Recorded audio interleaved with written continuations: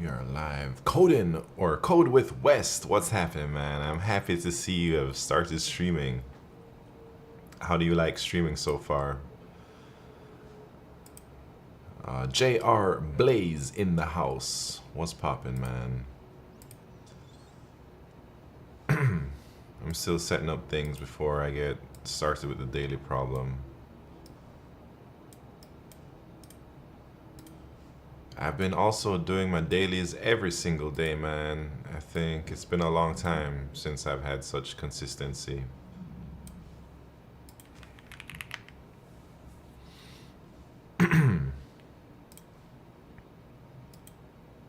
All right, y'all ready?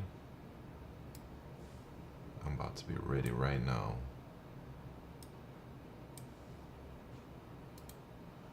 Keep it up and get the badge. Yeah, I'd like to get the badge. It's good. The community is very supportive. Yeah, that's what I really like about this whole streaming on Twitch. Everyone is super supportive. Melky in the house. I was about to call you Melky Dev, but I know that's not your name no more, man. You moved on from Melky Dev. You're just Melky. How you doing, man? I couldn't hang around the other night for the end of the coding challenge. How'd it go? I think it went pretty well, man. I think that was one of my best finishes yet, and now I'm at an all-time high rating, hopefully. LL10268, what's happening, man? How am I doing? Man, I'm chilling. I'm just taking it easy at work. I stream LeetCode stuff still. That's all I do these days, really, work and stream. And I'm just grinding LeetCode. 3 years later, Melky, like even after the job, I'm still grinding LeetCode. Mainly, well, not to like get jobs. At this point, I'm doing it as a hobby. I guess I'm like an amateur competitive programmer, you could say. I'm just trying to climb the leaderboards, man. Don't retire after hitting Guardian, man. That might be real soon, Bobby Blue. I'm about to hit Guardian. I feel it's coming in the next couple months, hopefully. But you never know. You never know.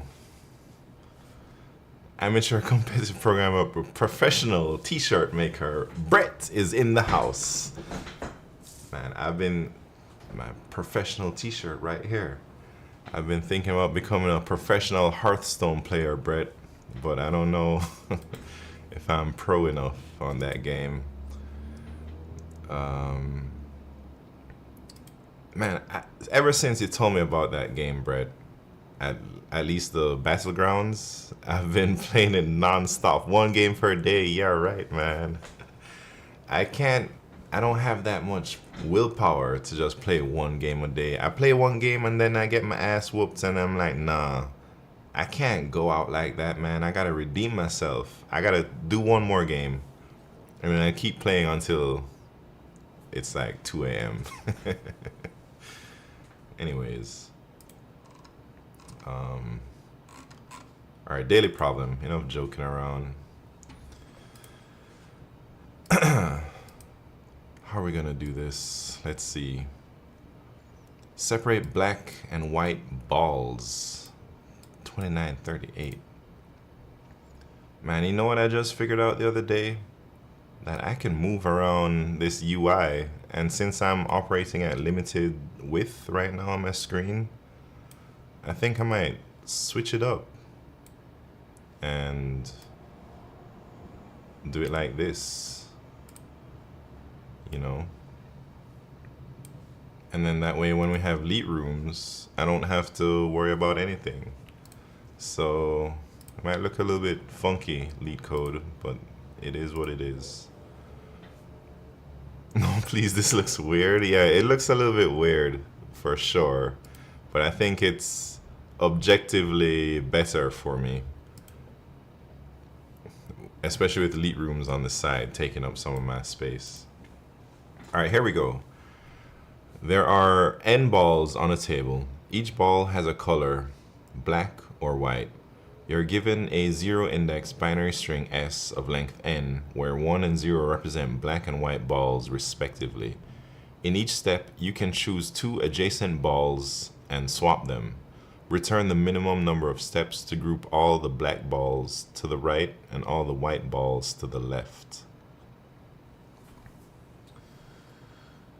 All right, let's see. Yeah, this is kind of weird, man. Maybe I'll save it just for elite rooms. All right, where are we at? So let me take a look at this example, I guess.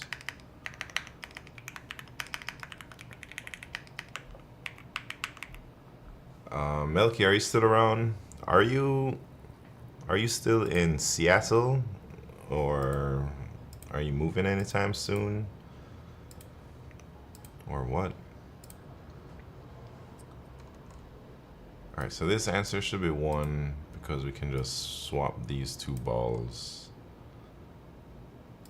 Man, minimum number of swaps. So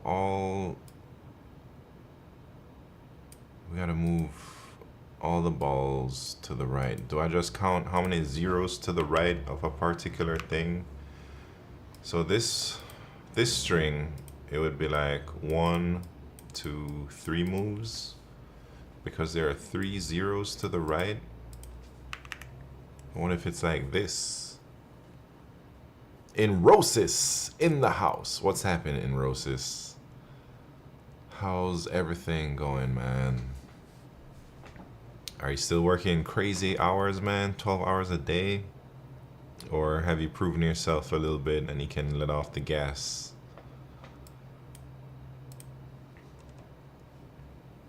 Alright, what? 1 swap? Yeah, I think it's just how many zeros to the right, man. So I'm not 100% sure, but I'll code that up.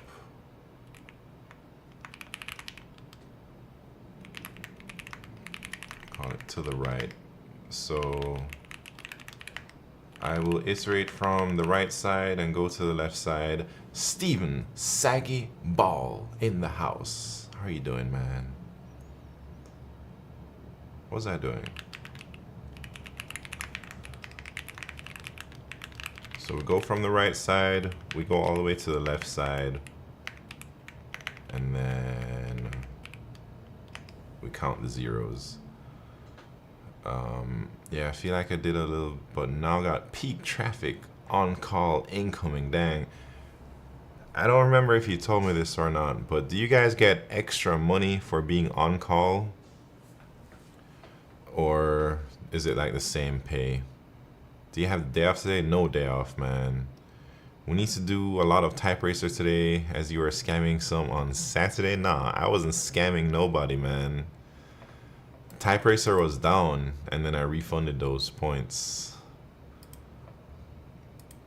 Yeah, we didn't have PC specs. Man, what are my PC specs? I got a 6800 XT. I got a 5900X.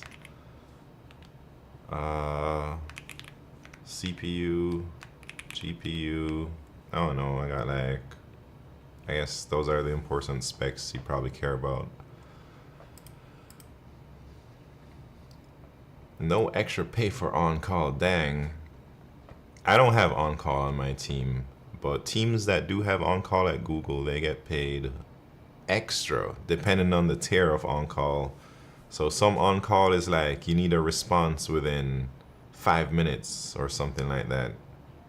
And those people get like if you're on call for the week, I don't know if you get like time and a half or something, but you get a big chunk of money if you're at the fast tier, like tier 1, tier 2.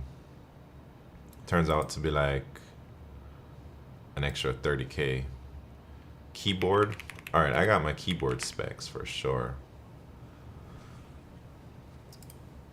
All right, where are we at? We're counting zeros. Microsoft pays for your phone bill. Yeah, I guess at work they also pay for our phone bill. So either you can have them pay for your phone bill, or you can just get a company phone for free. I don't have them paying for my phone bill. I just have them give me a company phone, so I got like 2 phones, which is nice sometimes because when one of them is dying, I just use my other one. All right, to the right.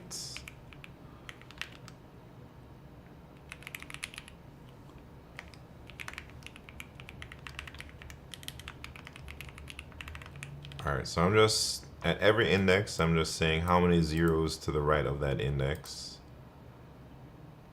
And then now, I'm just going to iterate over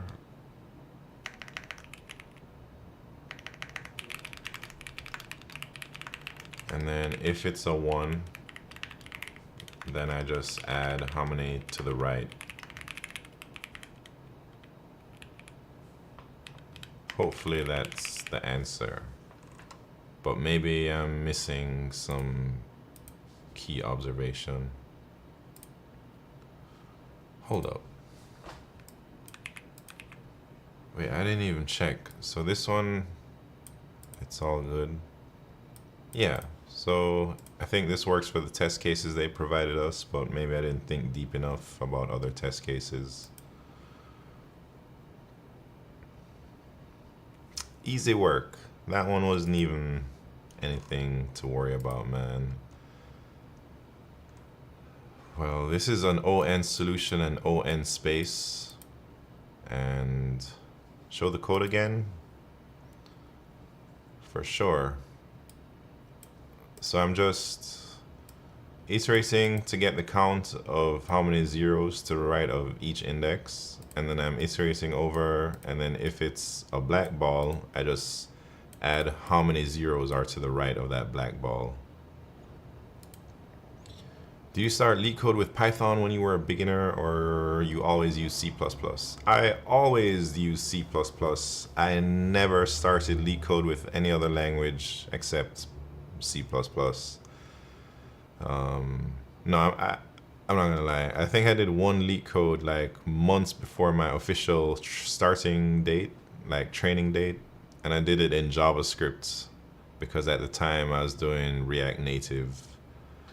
At the time I was doing like TypeScript, JavaScript, so I just did like twosome in JavaScript, but I don't remember any JavaScript, man. And I wanted to learn C++, so I just started LeetCoding immediately with C++. When I decided to LeetCode, it was the weekend. It was like a Saturday, so there's a contest going on. And I was like, you know what? I'm just going to enter the contest. I'm going to use C++, and I'm going to Google all the syntax as I'm going through the contest. And I just jumped into the deep end, man. That's how I learned C++, at least the syntax. And then all the other weird things about C++, I learned it on the job. Anyways, are y'all ready for Elite Rooms? Rusty Hots, what's happening? I heard a really interesting idea. They other idea. What? What are you talking about, man? A really interesting idea. They other idea? What does that mean? Let me see what type of hints these people give. Oh, they basically gave you the answer right there. PJ Pod X from YouTube. What's happening, man? Man, how do I make this text bigger? Who knows? There we go. You work as SRE, DevOps, or SWE? Just want to know if there's a difference in interviews. I work as a SWE. Definitely not a DevOps, SRE type of guy. And I'm not sure if there's a difference in the interviews. I think if you go the general SWE route, it's just the algorithms interview, and then maybe they just place you wherever, even as SRE. But I'm not 100% sure on that. Het Tennis in the house. How's your YouTube going, man? I haven't really been giving YouTube much effort in the last month or so. I got kind of busy and then I just kind of stopped. But I also felt my process was not really scalable, like how I was tackling YouTube. So I'm trying to refine my process, my workflow, to like make it more scalable, and hopefully I'll get back started like uploading videos regularly. I wonder if you can do that with programming languages with LeetCode. Wait, sorry, I missed the first message. A guy learned spoken languages really well, fast, enjoyably by converting back and forth from other languages. I wonder if you could do that with programming languages with LeetCode. Yeah, I suppose you could get familiar with the syntax just by translating solutions or just doing LeetCode, but I think there's a lot more to a language than just the syntax, you know? Thought you get a badge for a 50-day streak, but nope. You don't? Dang. I was thinking of setting up a camera on a IRL whiteboard. You should do it, Steven Saggyball. You should definitely do it. Either a camera or you can just get a tablet and whiteboard digitally. I think I already asked you this, but do you think 3 months of grinding is enough for me to pass Google? Code with West. You've already done tons of problems. I think you've done like 600, 700 problems. So I think because you're not a complete newbie, 3 months of grinding is enough. 500 problems. All right. I think 3 months is enough for you if you already have 560 problems in the bag. But 3 months of serious grinding, I suppose even 1 month could be enough if you're really, really lucky in the interview. But I wouldn't want to count on luck too much, you know what I'm saying? So I'd like to minimize luck's contribution to passing the interview as much as possible. And you do that by just doing more and more problems. So I think if you really studied hard, you're gonna get it, man.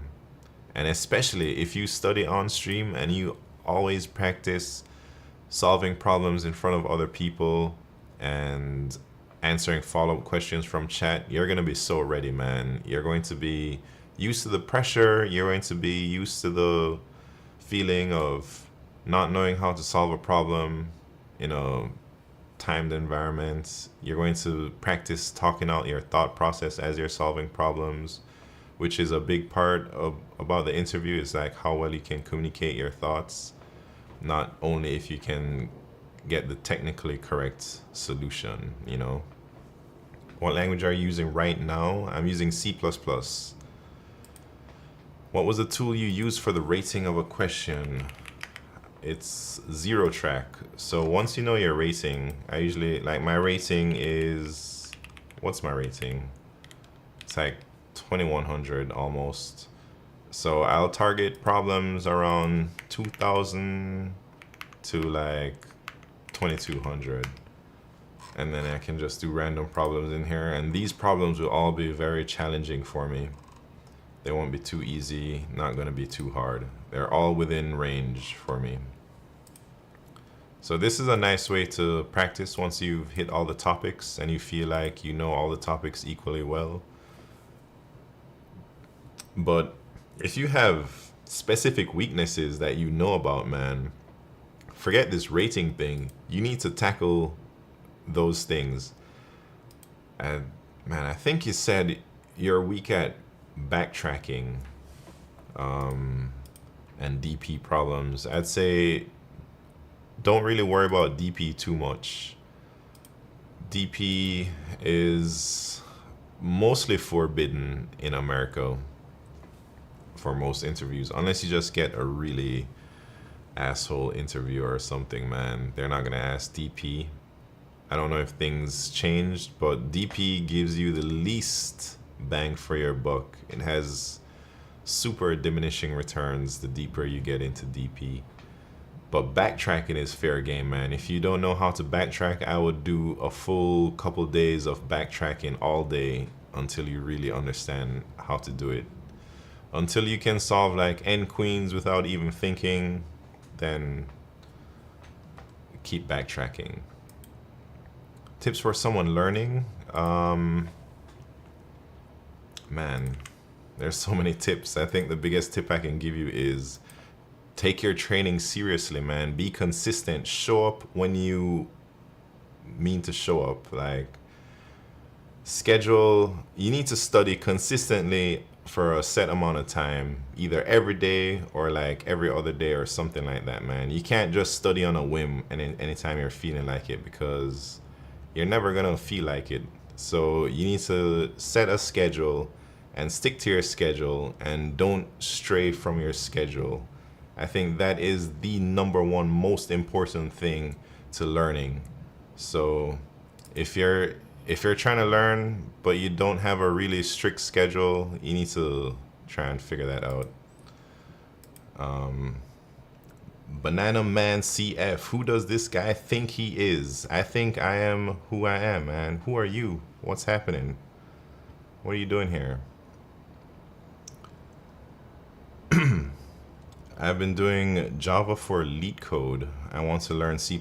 Any tips? For me, it's really hard to learn just for the sake of learning.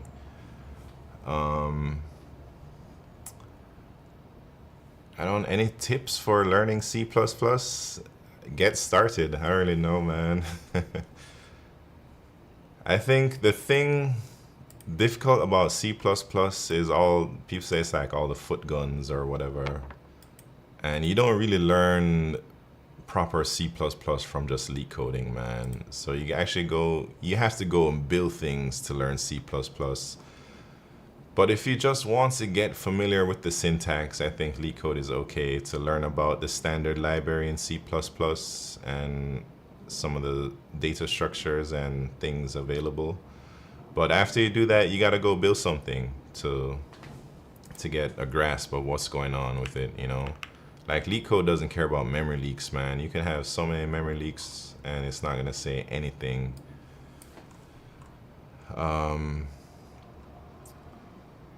What list is that? Banana Man. This is Zero Track. It's a website that gives problems ratings on LeetCode. So instead of just easy, medium, hard, you actually get a skill rating of what you need to be able to have a good chance to solve it. How many problems in general is enough to get into Google? Man, sorry I missed this message a few minutes ago. I think this is gonna vary depending on who the person is and what their background is. If you got a PhD in computer science and a math, a double PhD, then you probably only need like 10 LeetCode problems, man, just to brush up. But if you're from the streets and you've never done any type of programming in your life and then you just want to get into Google, you probably have to solve like 2,000 or 3,000 problems, man. Or if you're like a undergrad from like a top 10 CS school and you're grinding LeetCode, you probably only need 100 problems or so, 200. But these are just general guidelines, man. It still varies depending on like how much you paid attention in class, if you were a CS major, or like if you have a math background or things like that. So it's... Can you explain more about zero track rating calculation? Yeah, so zero track takes the problem on the contest. So when it appears on a contest, the rating means that 50% of the people who solved that problem on a live contest were above that rating. That's what it means. How long do you thrash on a problem before checking the answer? I usually go about 20-30 minutes. If I'm dead stuck and I'm not making any progression, that's when I throw in the towel and I'm like, all right, I need to at least look at a hint, maybe the topic it's on, or I just look at a solution, depending on how frustrated I am. I've been learning from a bootcamp in Udemy and I'm at JavaScript at this point. Is it worth it, or you advise other way? Wait, what? Is it worth it? Learning? Man, I think it's worth it, but I don't know. I think times are different from when I first started learning how to code. These days, everyone says there's fierce competition to get in and it's not even worth it anymore, blah, blah, blah. But I think if you're good, man, it's always worth it. If you think you have a chance to be good, maybe. All right, anyone have tips on making use of your amateur C++ skills? Wait, what? Problems you can solve with amateur C++ skills? I don't know, man. I don't really build anything. Am I ready for the interview? Are you ready? When is your interview, Steven Sagiball? What the questions are is more important than the number of problems solved. Yeah, number of problems solved is not a real great indicator of much, man. But I guess if you've solved every single problem, that's worth something. Super Monkey Lord, thank you very much for the follow.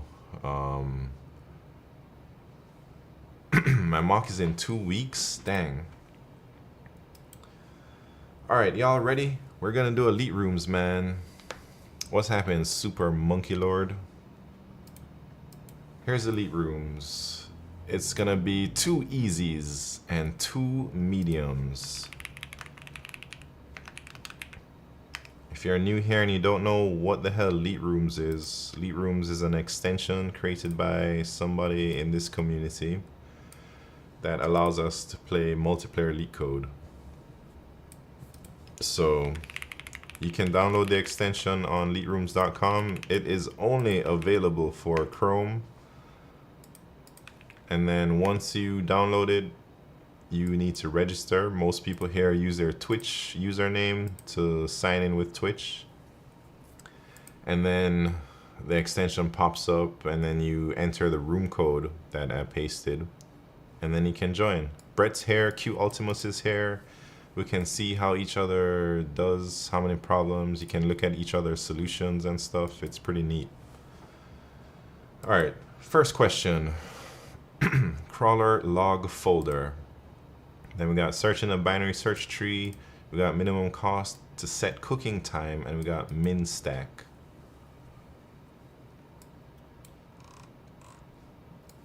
Alex is in here, welcome. All right, let's read. The LeetCode file system keeps a log each time some user performs a change folder operation. The operations are described below. // move to the parent folder of the current folder. If you are already in the main folder, remain in the same folder. // remain in the same folder. x/ move the child folder name X. This folder is guaranteed to always exist. You're given a list of strings logs where logs I is the operation performed by the user at the ith step. The file system starts in the main folder, then the operations in logs are performed. Return the minimum number of operations needed to go back to the main folder after the change folder operations. Alright, so basically they're asking how deep we are from the root. So if we have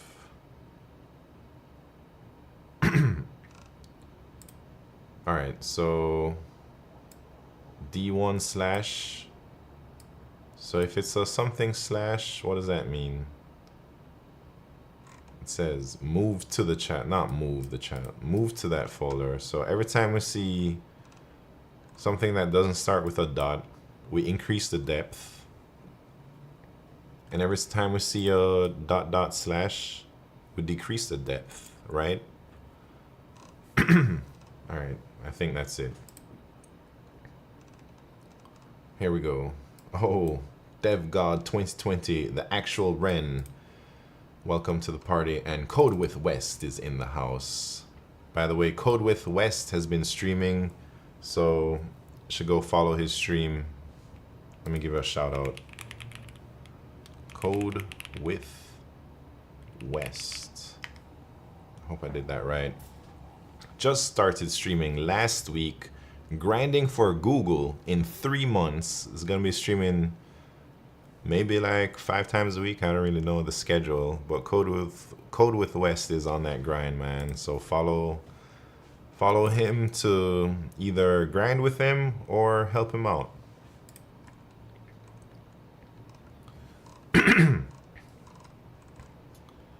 All right, here we go.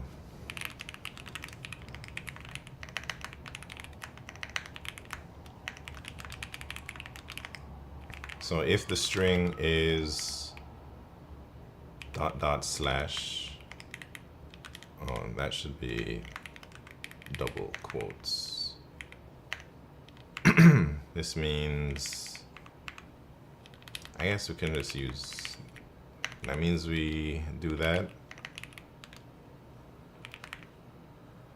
Otherwise, if it's a dot slash, we don't do anything. And then if it's a move folder, we increase. All right, that's Q1. I'm pretty sure. No, it's not. Oh, so I guess you can't go below 0.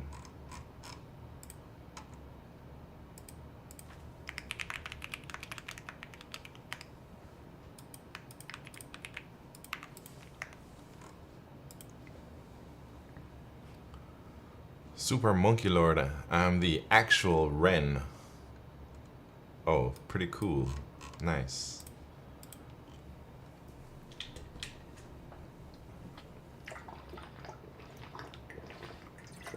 Oh shit, I didn't give YouTube the code. My bad. YouTube people. Alright, that was Q1. Q2, search in a binary search tree. Easy problem. You're given the root of a binary search tree and an integer val. Find the node in the binary search tree that the node's value equals val and return the subtree rooted with that node. If such a node does not exist, return null.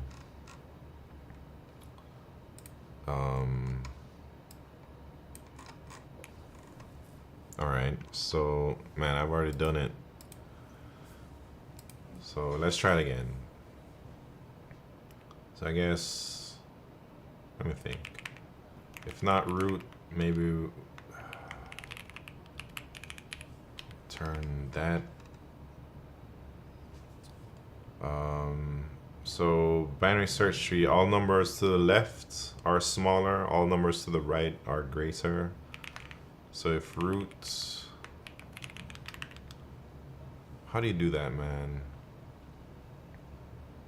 So if these are equal, we should just return it. Guess the room is full. Oh snap, I didn't know there's a limit. 8 people in a room and it's full. Interesting. Well, don't worry, we'll get another one in soon.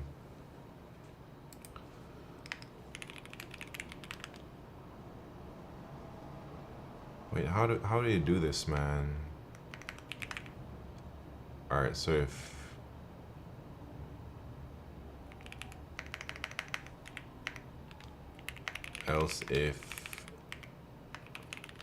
the value is greater than what we're looking for, then we go left.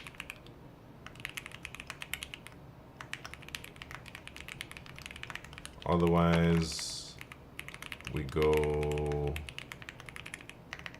right. I hope. Let's see.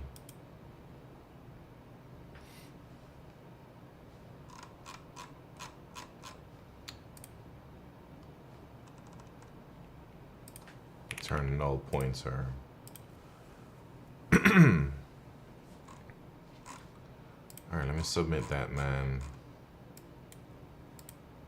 Easy work. Q2. 2 easies. Done. Time for Q3, the medium.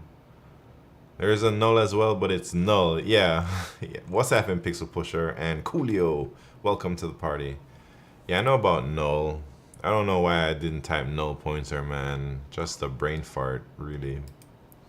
Because I read the problem, it said if it doesn't exist, return null.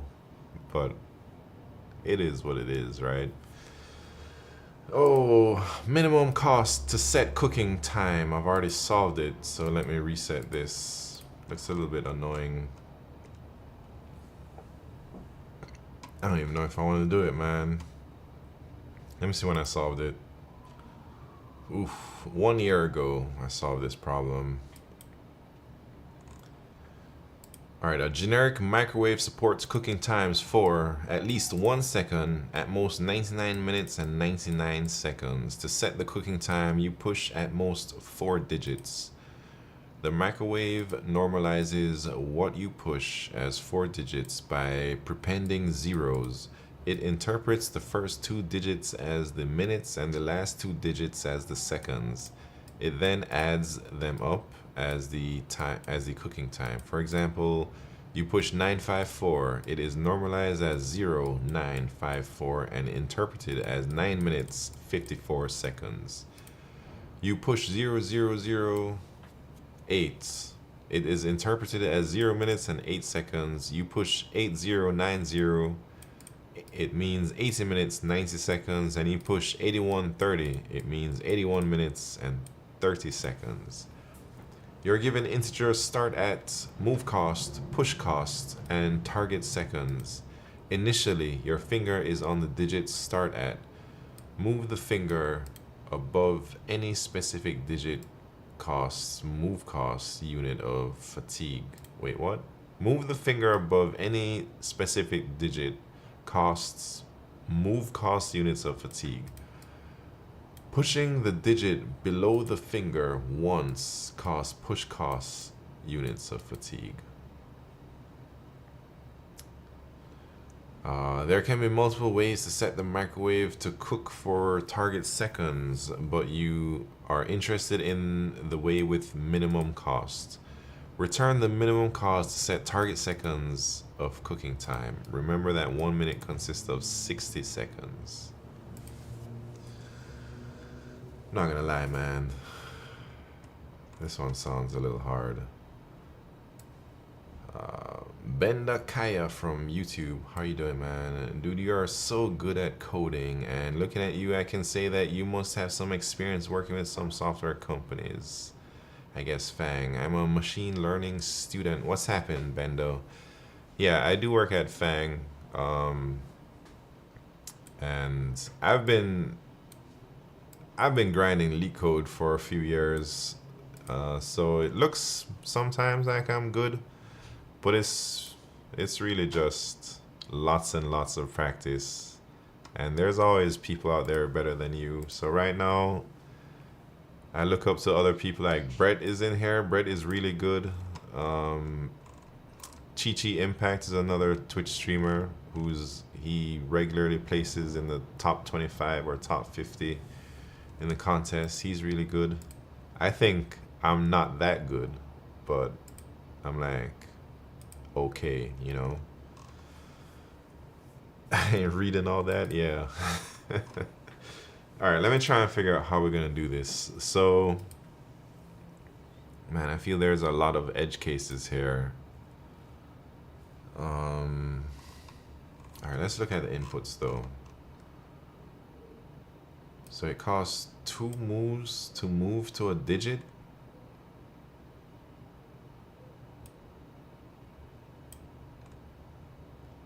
Man. All right, let's try and break this problem down and figure out what to do. So they give us the target seconds.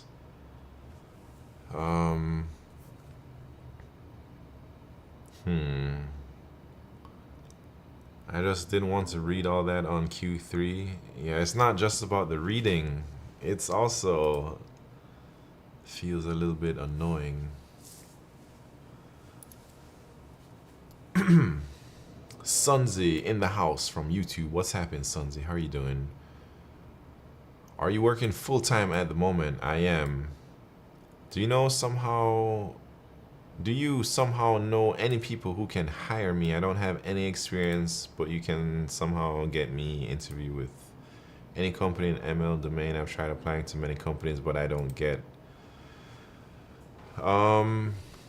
Man, if you're applying to companies and you don't get any callbacks, that means your resume is really weak, and you gotta beef up your resume. If you've only tried ever applying with the same resume hundreds of times and it's not working, I think it's time to change that resume and add some more exciting things, or maybe work on some projects. You can either try to get your resume reviewed professionally, or you can try and do like well, I don't know anything about ML, man.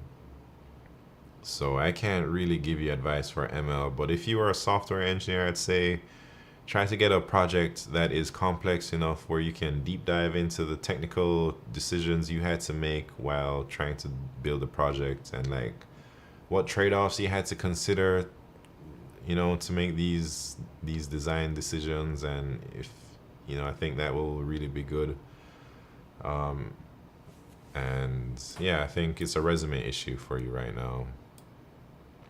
ML is really hard to get into, Rusty Hot says. Yeah, no idea about anything ML.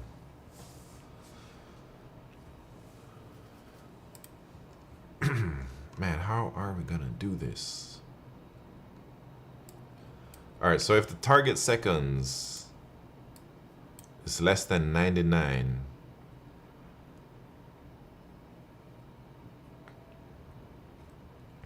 then we can probably just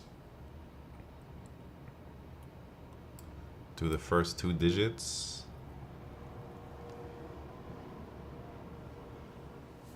Man, I don't know if I want to think about this problem. I'm not gonna lie. Everyone is skipping it except Brett. Brett actually did it, man. Brett is a real one. I feel like skipping it too, man. All right. So 99 seconds. Once it's more than 99 seconds, we need to press the minutes buttons.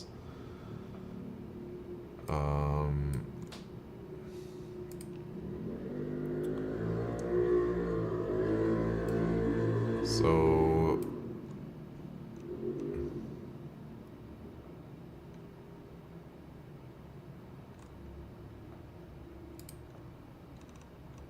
push at most 4 digits. Example 1. Target second, that's 60 minutes, that's 10 minutes. So you can either push 10. My solution is pretty dumb. Oh, I wish I could have any type of solution. I mean, I've solved this before, so I suppose I could do it, but I gotta bring my brain up to it. Skip equal 50 push-ups. Nah, I'd rather not skip than do 50 push-ups. Man, I hurt like my shoulder or something a few weeks ago, and it's still giving me some troubles, man. So I can't be like doing much physical activities.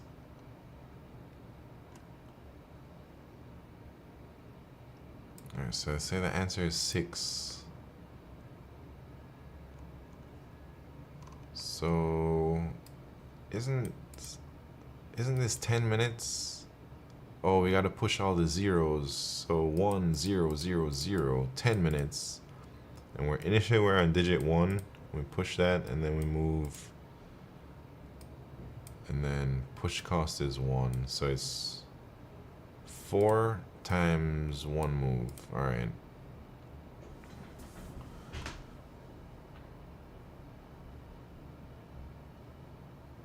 And then they say we can go with 9 minutes 60 seconds.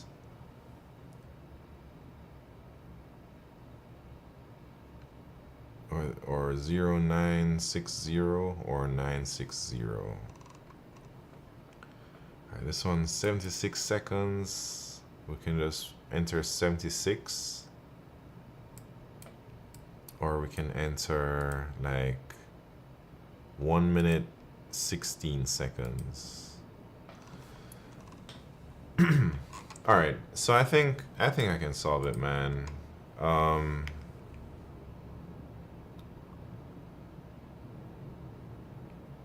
Let's see.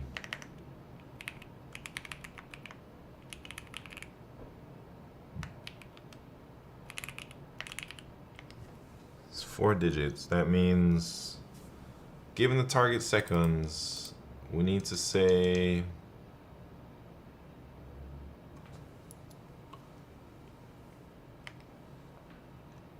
all right, let's see. Either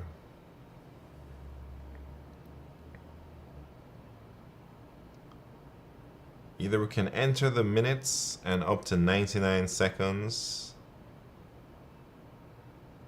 So what would that mean? Like, man, I can't think. Excuses. Nah, this is for real out here. I got real injuries, man. All right, if we got like, man, I wonder what I had before. So let's say we had 100 seconds. That is equal to 1 minute 40, right? So either we can do like 140 or oh, cute. Ultimus wants to do a little type racer. I didn't hear that redeem though. All right, let's no sound effects. Yeah, I didn't hear the sound effects either. I don't know why.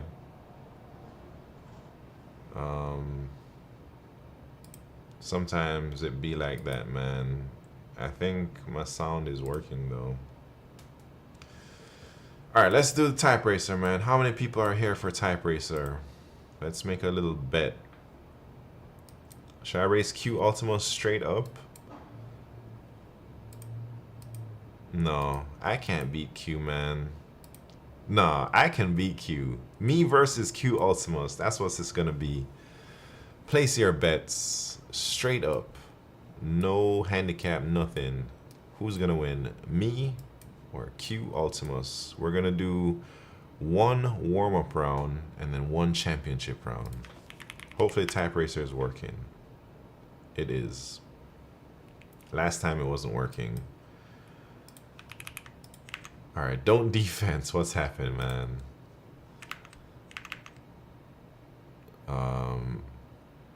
You think darkness is your ally, don't defense. But you merely adopted it. I didn't see the light until I was already a man, and by then it was nothing to me but blinding. What are you talking about? Code with West, how old am I? I am on the dark side of 30 years old. I'm in my upper 30s, man. What got me into LeetCode? I was trying to get that FANG money. I was trying to get paid.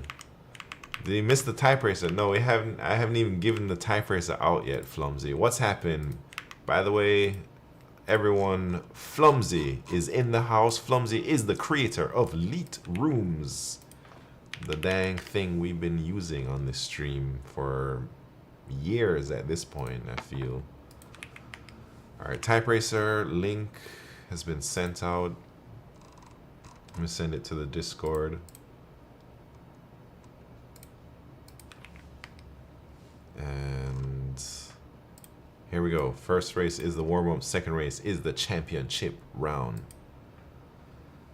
Oh, easy warm-up, man. Let's see. Place your bets. Place your bets. Not much time left to bet. Me versus Q Ultimus. Here we go. Warm-up round. This is Q Ultimus. And this is me.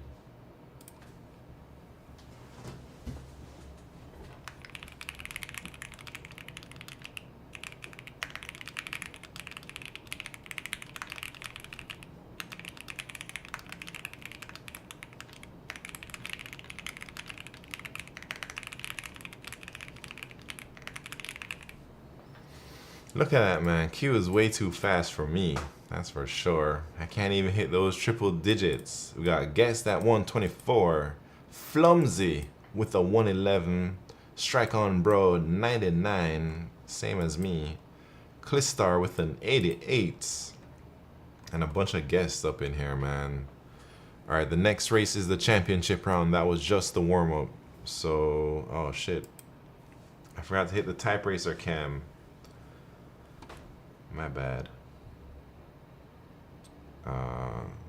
And my camera settings are all messed up right now. I forgot to change them. So it's a little bit dark.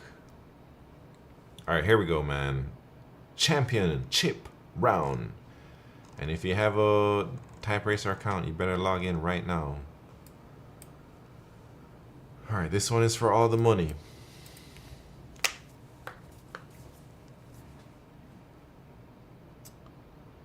All the money.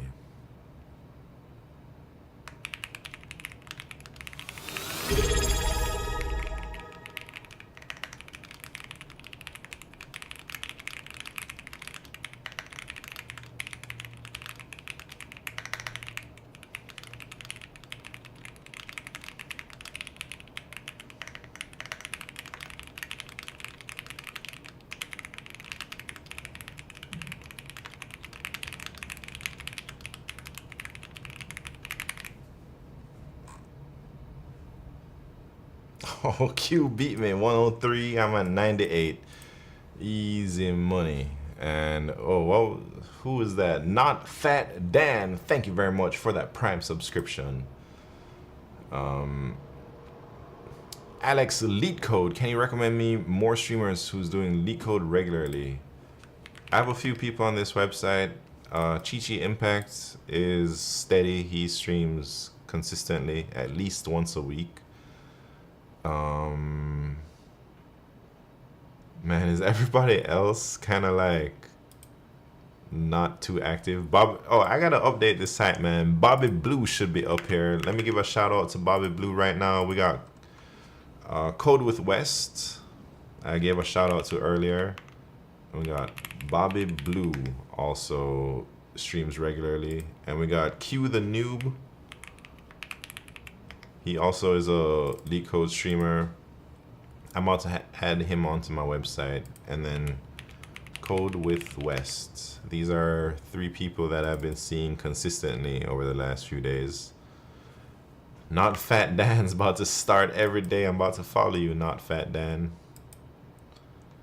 And there you go. Not my best. Yeah, me too, Flumsy.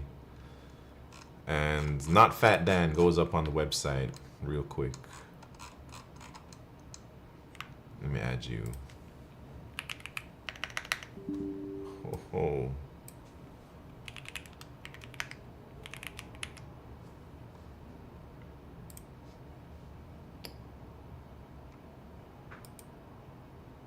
All right, here we go.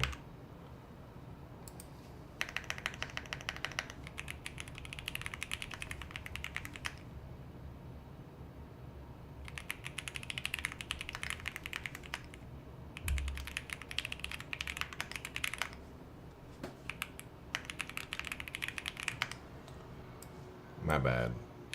Try and get Not Fat Dan up here.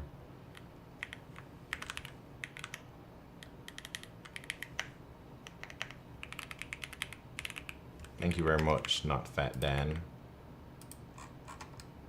Boom, you're the first person on the 3rd column. What's the website? Website is midnightsimon.com.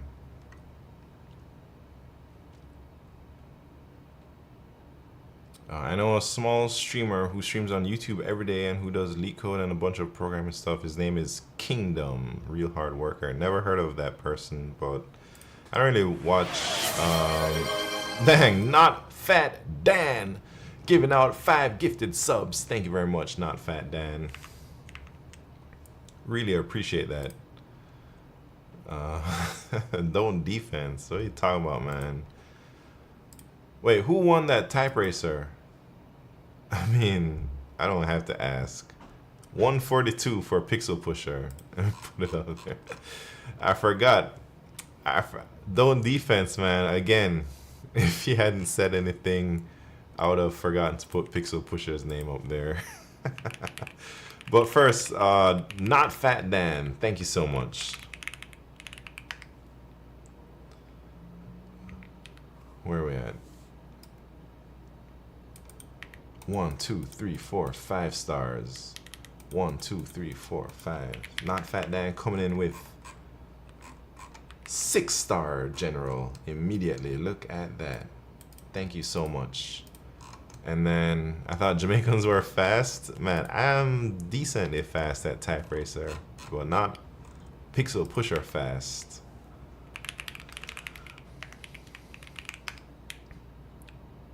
All right, here we go. Type Racer Champs Pixel Pusher with a 142. One of his slowest championships ever. Today is October 14th, and we got Pixel Pusher here. Easy work. Man, overfit. Thank you very much for that subscription, man. We got a hype train going on. Making all this noise. Alright, overfit, where are you at? Not in 20. Alright, I gotta add you up for the first time in 2024. Thank you very much, overfit.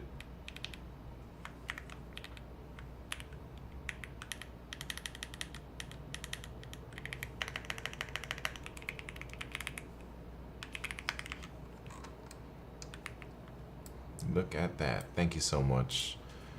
The keyboard sounds nice, very clacky. Thank you very much, Not Fat Dan. It took me a long time to find this keyboard, and I found it because I had a coworker with one of these keyboards. If I donate 10 gifts, can we ban Pixel Pusher? No, man. If you donate 10,000 gifted subs, I will ban Pixel Pusher and split the money with him. But anything less than that, I don't agree. 10K is too much, man. That's the price. That's the price, man. How bad do you want that? Anyways. What were we doing? We're trying to figure out this dang problem.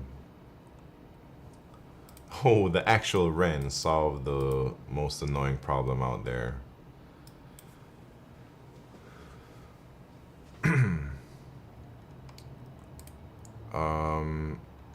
Wait, so either we can... Alright, if it's less than 100 seconds, we should try that. Are you doing more than one Leet room today? Yeah, I'll do another one after I solve this problem. It took a little long, got distracted. But the next one will be all mediums, or maybe mediums and hards. We're moving on from the easies. Yeah, don't defense is like 3,000 rating or something, man.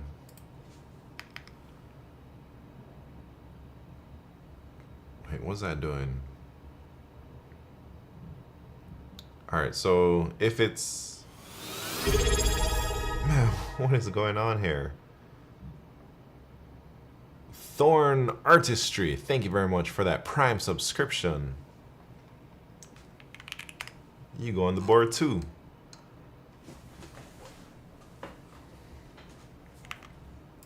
Here we go.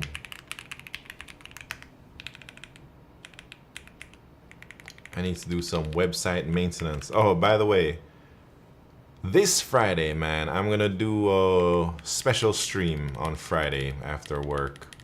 I don't usually stream on Fridays, but this Friday I will be streaming. And I'm not gonna be doing LeetCode. I'm gonna be doing some React. I'm gonna be doing some web dev, man, which I don't know how to do. So it's gonna be interesting. All right, there you go. Thank you very much for that sub.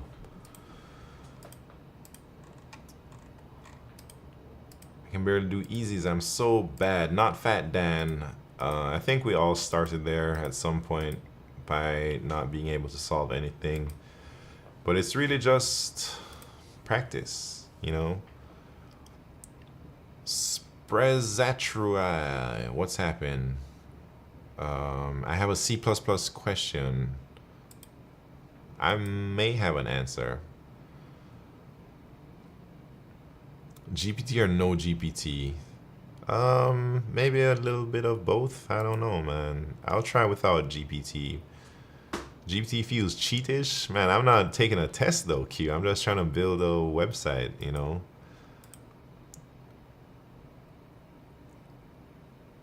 Wait, CRTP versus visit? I don't know what you're talking about. Started not being able to solve anything and now still not be able to solve anything. Bobby Blue, you gotta take a break, man. You've been grinding too hard. I'm trying to practice LeetCode and programming so I can hopefully land an internship. Yeah, you'll land it if you keep practicing. Alright, let me try and focus on the problem, man. So, alright, if target seconds is less than 100, then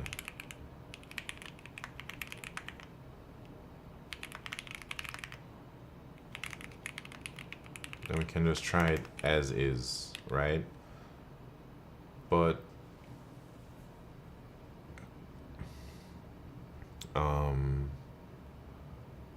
if it's, that should be less than, but if it's less than or if it's greater than equal to, then we got to get the minutes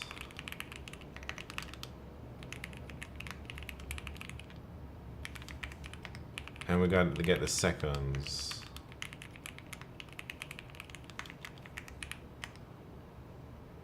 And then we should push. I feel like there's another case where, let's say it was like 120 seconds.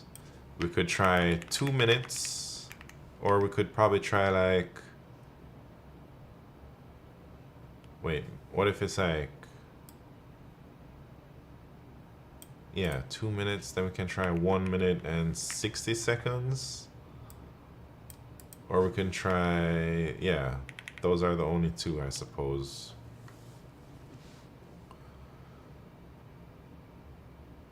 Wait, what are y'all talking about? I think I got a bad mindset with GPT because all the LeetCode I do. Yeah.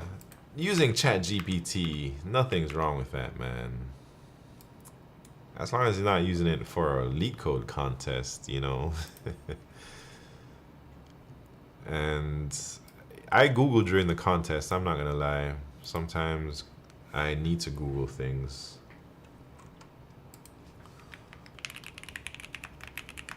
Alright, so we're gonna push back.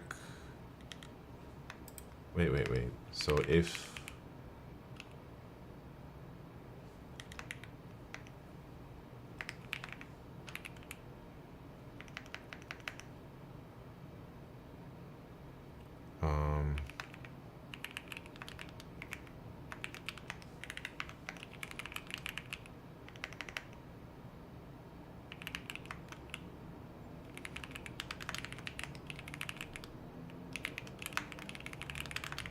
so I'm creating these strings and I started using GPT to learn code, but I found YouTube and Google end up being more useful. Yeah, I think it's when you don't really know what's going on and you're using ChatGPT, I think it's easy to get stuck because you don't know what's wrong. Like, if it gives you some bogus things, you can't tell if it's bad. But maybe if you're more experienced, you can use the GPT stuff as a helper for you because you can identify where it might be wrong and you know how to fix it. But if you're learning, man, I would stick to traditional resources for now, just because at least hopefully the resources aren't hallucinating, you know.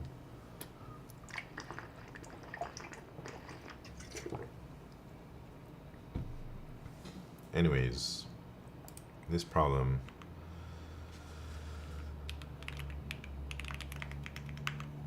What am I doing with this problem? This is terrible coding.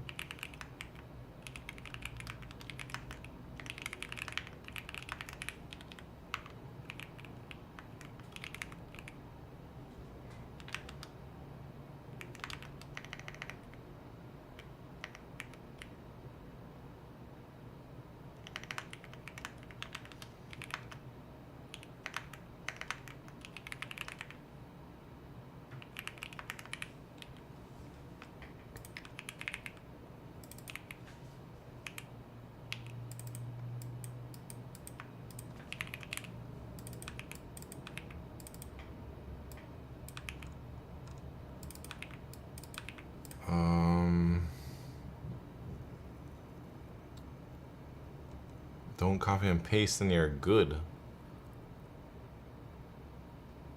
If you're willing to copy and paste code, not what, wait. I see what y'all saying. Anyways.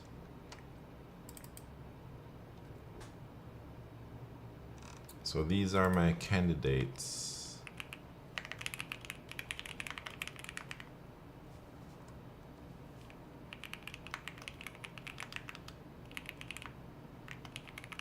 But I really feel there's another edge case like right here. To represent 2 minutes, we can either represent that as I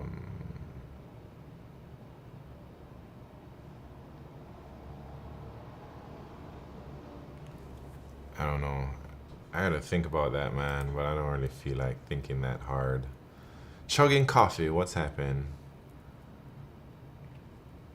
Okay. Yeah, thank you, Fat Dan. Or not Fat Dan. Alright, so either... I don't think this should be an else. This should just be itself, right?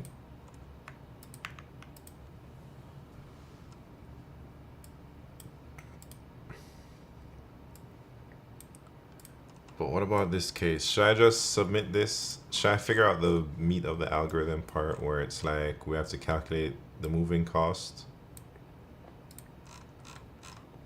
Let me create a function that does that.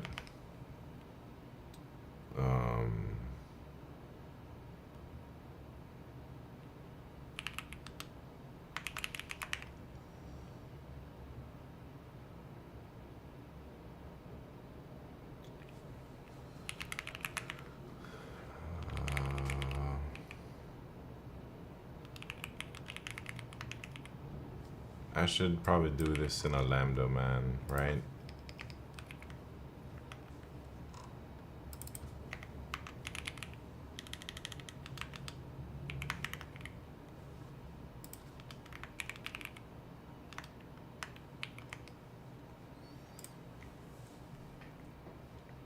PJ Pod X on YouTube.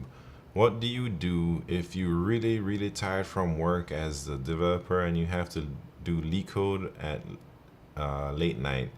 This is what is breaking my schedule every time.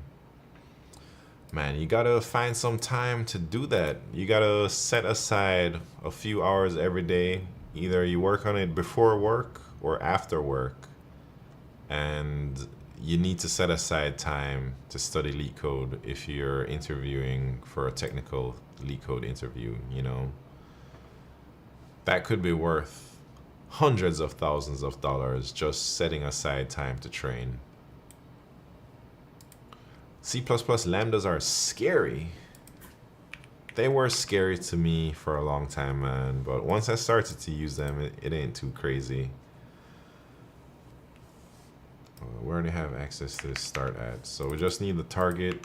How do we calculate the cost? So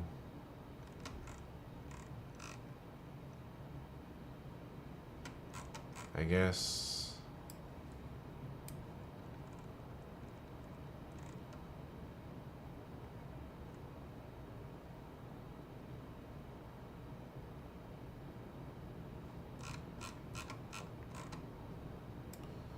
I don't know, man. My brain ain't really working.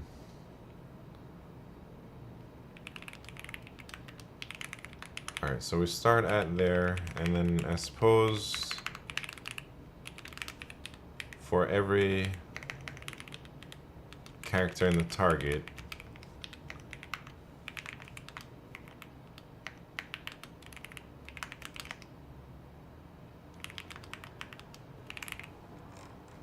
move cost, push cost.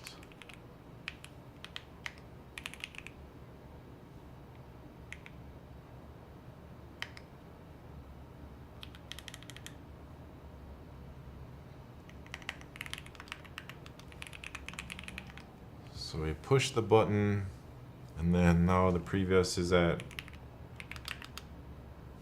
oh, these are characters though.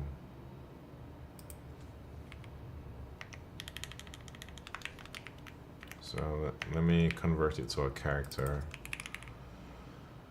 So that's where we start at. If they're not equal, then do that, and then the previous becomes the thing. Is that right? I believe so. Hopefully it is.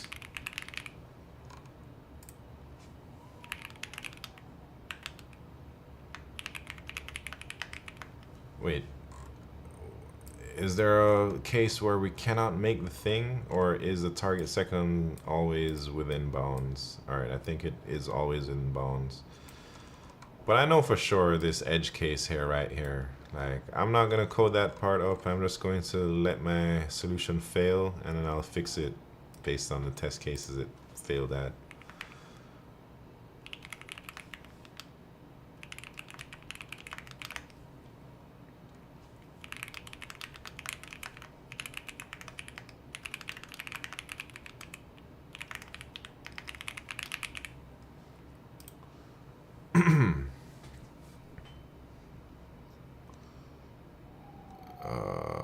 Shit.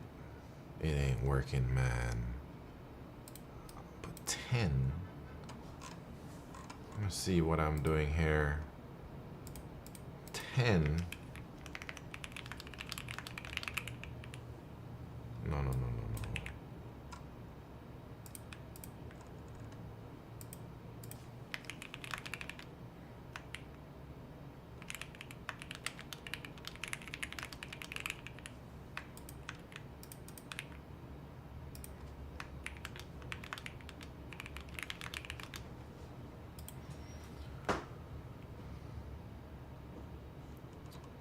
I work in embedded.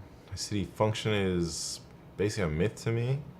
Wait, what's wrong with function in embedded? 0, 1. Nah, this ain't right, man.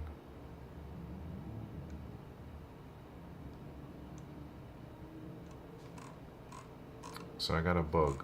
I got a little bug. It's less than... Oh, I got these backwards.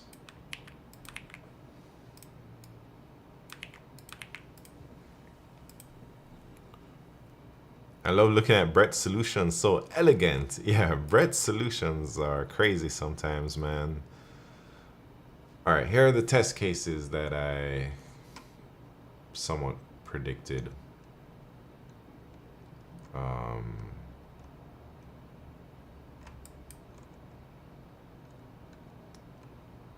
Start at 9. Target seconds is max. Okay, so 9999. Okay, so this is not a proper candidate because it's too long.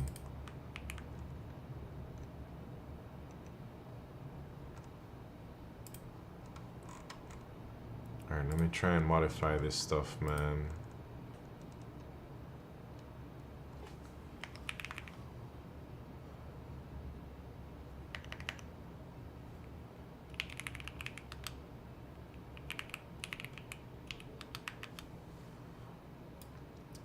My coding is not great right now.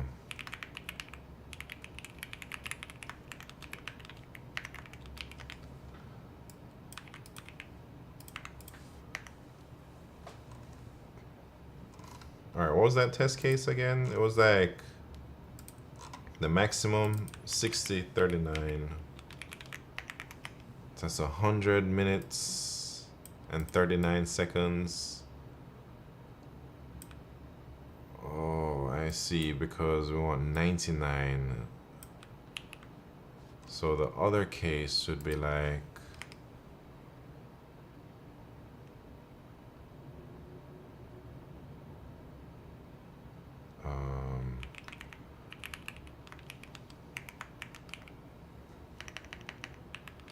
so if I have greater than equal to 2 minutes,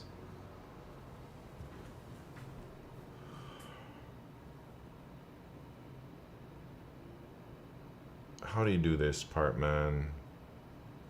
You can subtract 1 minute and then add the seconds, right?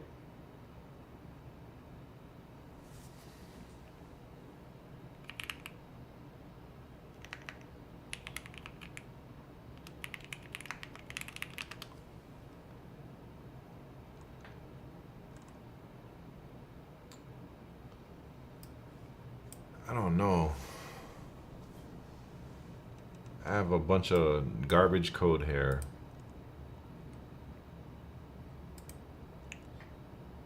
So 2 minutes would turn into 1 minute. And 60 seconds.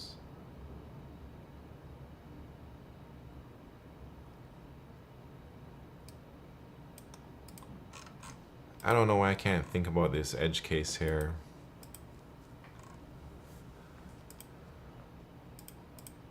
All right, so Jesus.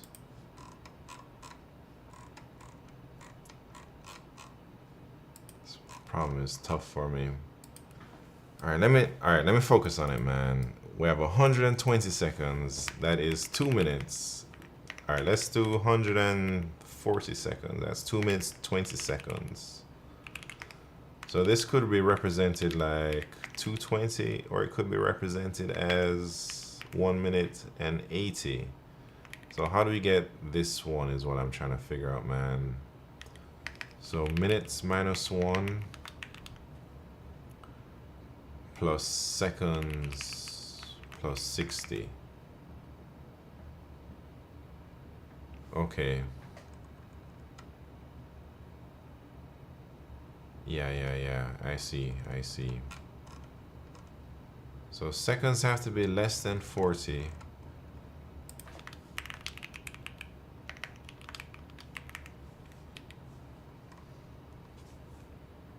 It's gonna be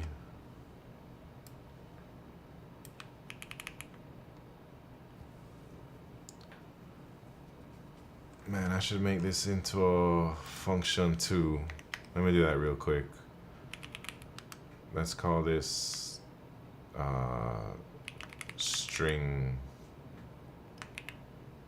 stringify. Can I call it that?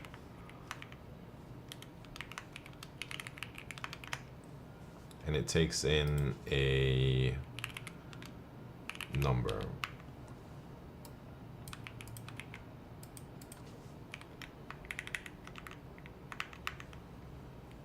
All right, so if the number is less than 10,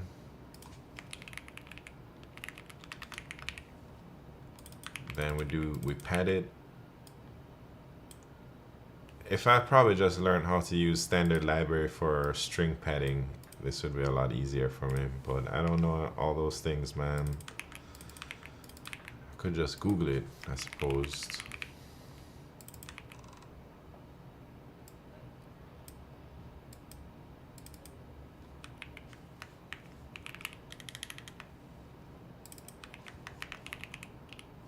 So I'll just erase this junk and I'll call my function on it. And then here I can just be like stringify mins minus 1.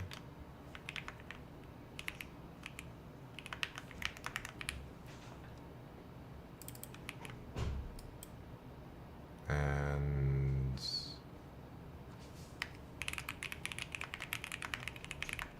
push that edge case back. Man, I've been on this problem way too long, I think. Uh-oh. Empty string? How is that empty?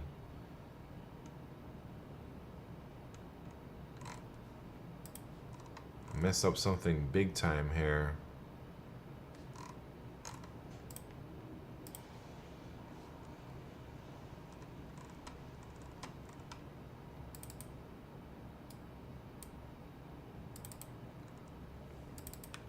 Oh, right here.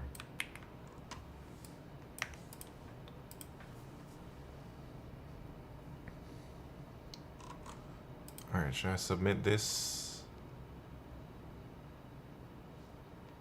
Did I get it? No, I didn't get it yet, man. Jesus. Oh, all right. They want me to do maybe solve the next question, then come back to it. Man, I feel like I'm pretty close now. Wait, let me see this one. 460 seconds. That is equal to 81, they say. 7 minutes. seconds. Oh, I see. Wait, 460.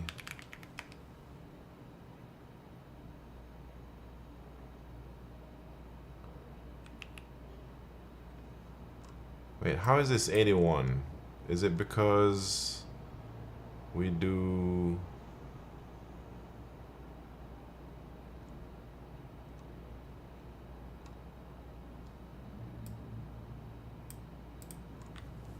Let me think. 7 minutes, 40 seconds. I have a feeling something to do with this thing right here.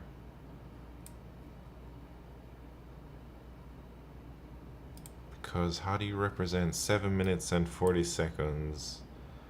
It would have to be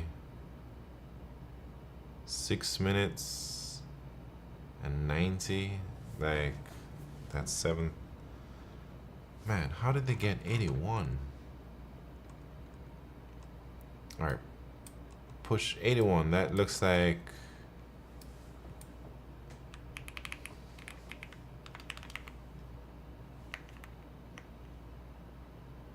No. 72.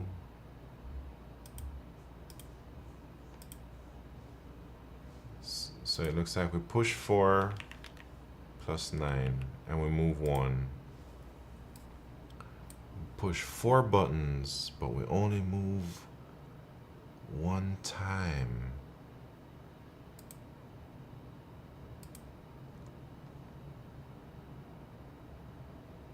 Or I guess we move twice, push. Book Club 24, what's happening? Wants to ask you what you think about some of these LeetCode coding boot camps. Like which ones? Man, we got 3 minutes for me to solve this dang thing. How do I transform 4 minutes 60 seconds or 460 seconds into these microwaves so it's only 81?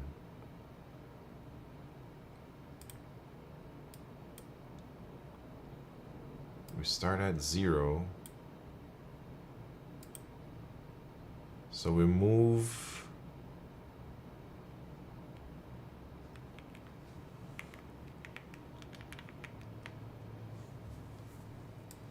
that's 7 minutes 40 seconds, right? That can only be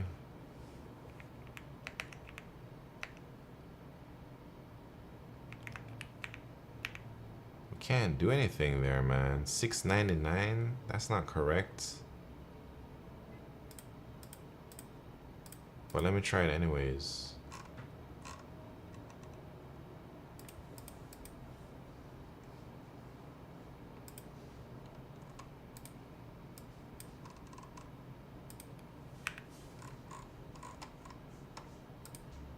What was the test case? It was like start at 0, move cost 9, push cost 18, and we want 460. Sliding window can be annoying. Which problem?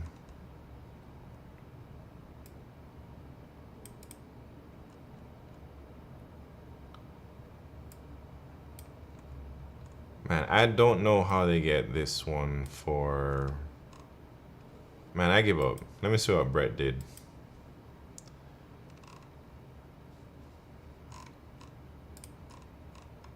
What the hell? I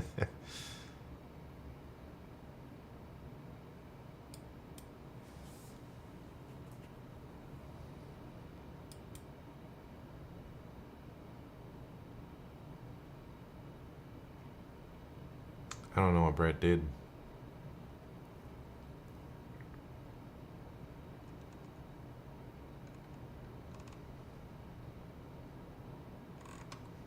Let me see what I did a long time ago. He cheated because Python, backtracking, brute force. Oh man, I didn't try backtracking. Um,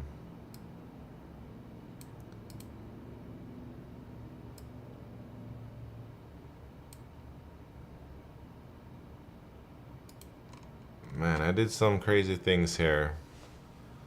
Anyways, I'm just gonna say I couldn't solve that one. We'll go on to another elite rooms.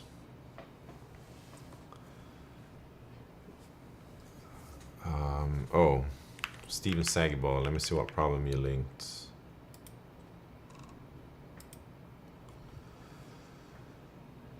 Permutation in string. Given two strings, S1 and S2, return true if S2 contains a permutation of S1 and false otherwise. Oh yeah.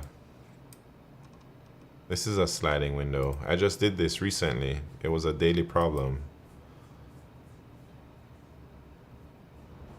Oh wait, Code with West. I'm facing a layoff this week and I'm grinding LeetCode for the Google interview coming up in January. At the same time, I've been interviewing internally at my company at a different role. If I get that role and they pay me $200K, would you drop studying for Google completely? Or would you start the new role and still study for Google and then dip if you get the offer? I don't know. It depends on what company or like. Do you want to work at Google? Do you think working at Google would be an upgrade for you, or is it like a goal of yours to try and work at that company? Then if it is, I'd say yeah, man. You gotta start grinding. You should continue the grind. If you're super happy at your current company, and even if you get the offer, you wouldn't join, then like probably what's the point of grinding? But if you do want to work at Google, like you should do it, man.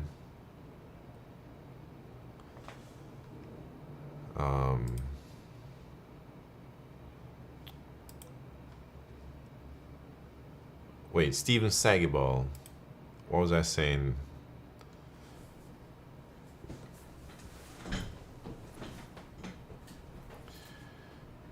How have you been avoiding layoffs at Google? Man, that is out of my control. But I've just been lucky that I'm in a business critical area that I work in. And I try to make the people who choose the people to lay off, I try to make them know that I exist. So I do that by I don't know, just socializing. I guess my senior director, I socialize with her anytime she's in town. I'll go to all the lunch things, bribes, yeah, maybe. I go to all the offsites with them so they know my face and they know my name. I try to organize some events for our org so that my name pops up at least, or I don't do this stuff anymore. But when I was worried about layoffs, this is what I did do. Just so that people recognize my name and my face, like the higher uppers. And midnight marketing, yeah. And I also make sure my stats are good, like my coding stats, CLs I submit, and what else do I do to avoid layoffs? That's about it, man. So I've organized a few org-wide events. One of them was Advent of Code last year. I'm doing it again this year. Another one was like a summer barbecue last year. So everyone in the org knows my name, man. And I think if they can put a face to a name when they're looking at who to lay off, then it's maybe like just a tiny bit less likely to get laid off if they know who you are. Do you do C++ at Google or other languages too? I mainly do C++. Sometimes I'll do Java and Go, but I'm a lot less knowledgeable about Java and Go. The Google layoffs were random. I'd say the layoffs in my org were all they didn't seem random. They seemed like people that got laid off, something was up, you know. I make 200K as a chemical engineer, but pretty much capped out unless go corporate or production management, which I'm not really eager to do. I'd like to jump to SWE. Is it reasonable to make 200K on the swapping careers, or will I have to work contract work on the side to prove up first? Pinto Food, I think if you can land a FANG job as your first job, pretty much FANG jobs pay 200K minimum in high cost of living areas. And then I guess FANG adjacent jobs might pay that much. But most of these big money places, you gotta live in New York or the Bay Area, maybe Seattle, you know? It's my hair? Nah, maybe. Anyways, let's do another Elite Rooms, man. Forget, this Q3 really messed me up, man. I should have done that backtracking instead of try to reason about all the different edge cases. But, alright, easies and mediums. Or mediums and hards this time. Or should we do all mediums? Let's do an all medium room, because I'm not feeling too hard mode right now.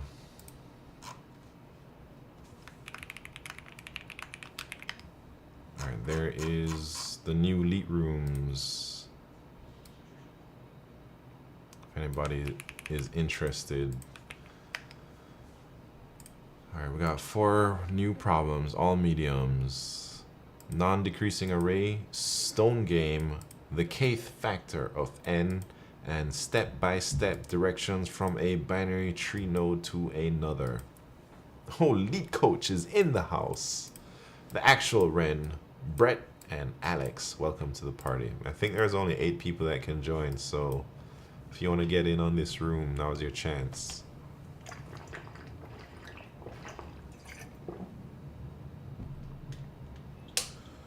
I wanted to pass the microwave company interview with this one, yeah.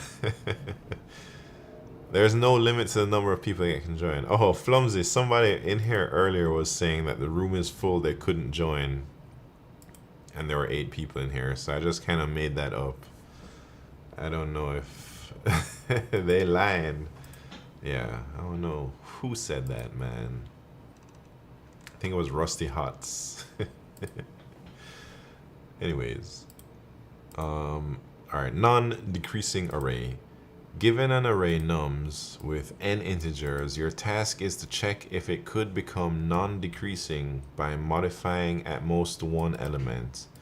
We define an array that is non-decreasing if nums I is less than equal to nums I plus 1 holds for every index, such that, yeah, for every applicable index.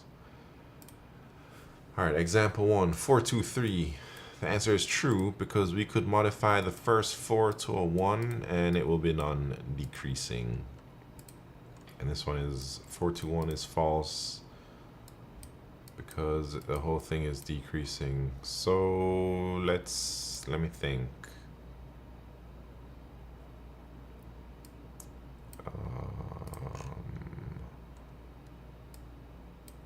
10 to the 4th, 10,000 nums.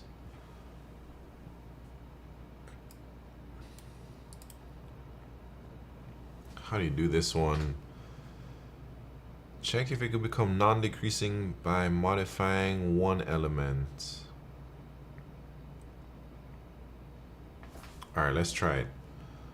I'm gonna try...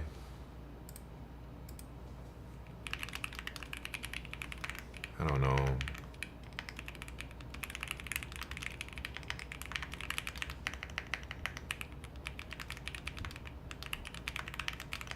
What did it say? For every I greater than n minus 1. So I'll just check if nums I is greater than nums I plus 1.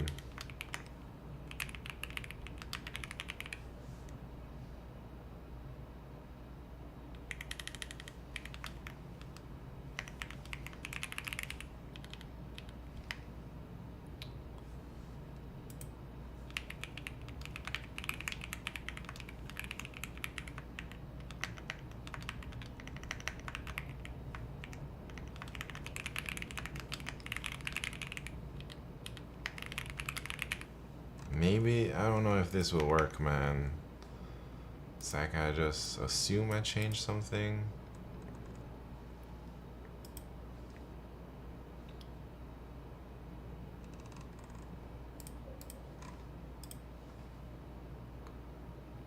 Did it work? Wrong. Let me see why this did not work. 4-3.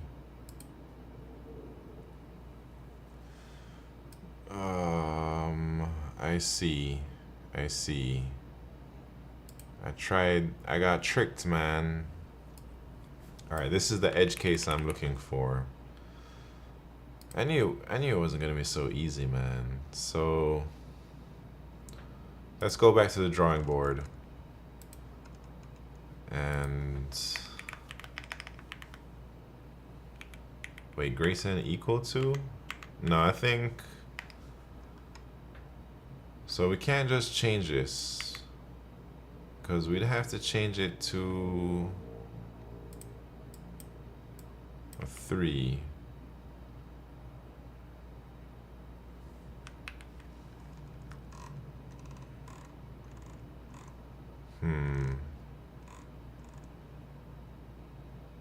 So we change that.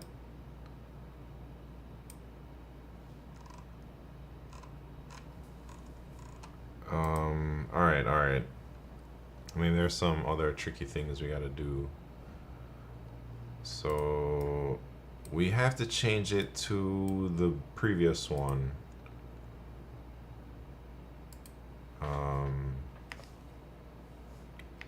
So how do we do that?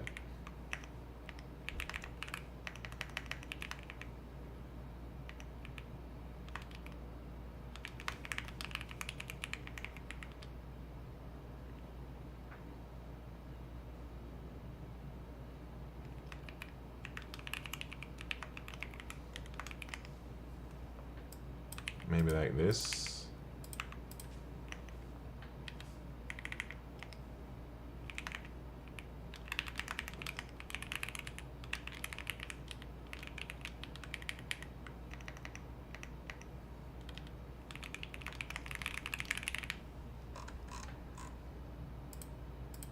What was the test case? 3, 2, or 3, 4, 2, 3 or something.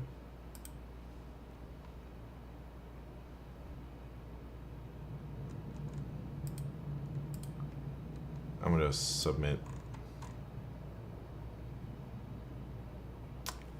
Nah. Wait, let me think again.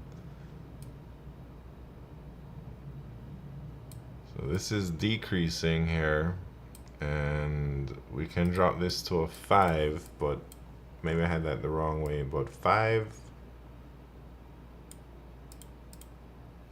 Wait, 5. And then it's decreasing. So that should be, wait, that says true. Oh, shit. How's that true? Because we changed this to a 7. Oh, man. All right, maybe this is not as simple as I was thinking. I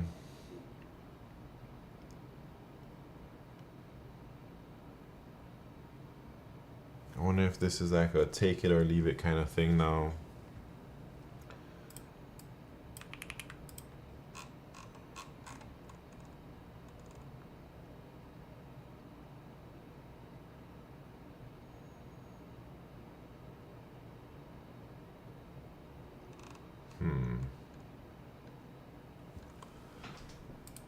Man, is my brain working today? All right, let me start over.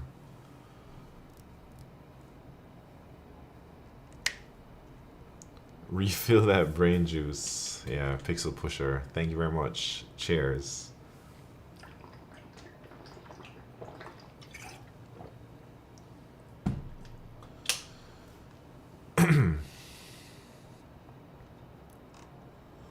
All right, what were the weird cases they gave me?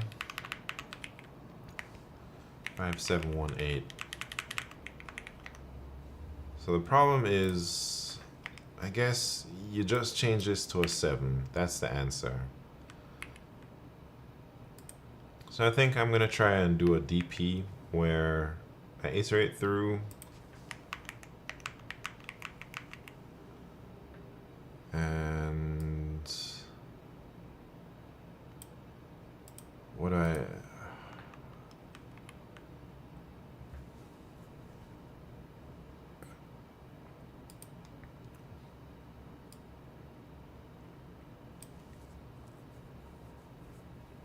guess we can start wherever at 5. Or we can start at index I and we look previously. So if 7 is greater than 5, then we're all good. And then here, the previous is 7, so we gotta change this to a 7. What was the other case, man? It was like 3, 4, 2, 3. So in this one, we start here. This is greater than that, so we're okay. This is less than that, so we gotta change.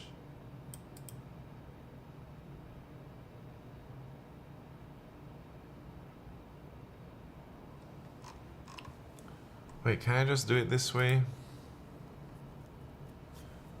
So we gotta change this to at least a 4. And then here, we already changed 1. So instead of looking ahead, if we look back, why wouldn't it not work? We look at the previous one, then we look at the previous one. We change that to a 7 and everything's good. Yeah, I'm gonna try that.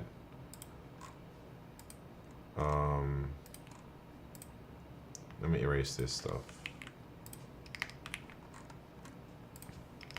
So I'm gonna start at index 1. And I'm gonna try the same thing. So if nums I is greater than nums I minus 1, or if it's less, wait, if it's greater than or equal to, that means we're okay. Otherwise, it's bad, right? And then if we already changed something, then maybe we just return false.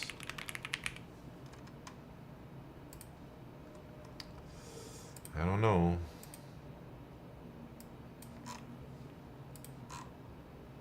Five, 7, 1, 8.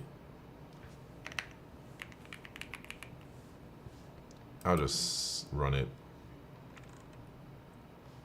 No. Wait, how am I gonna get true there?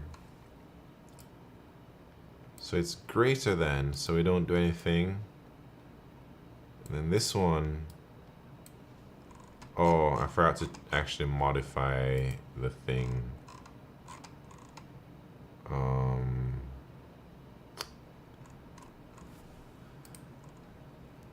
I don't know if this is the way though.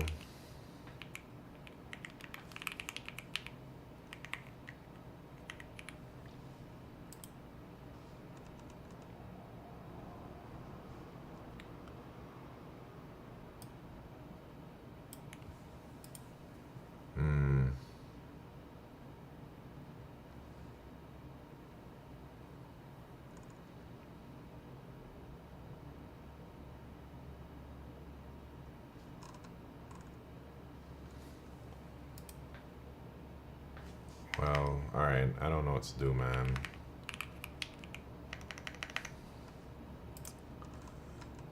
Brain ain't working today.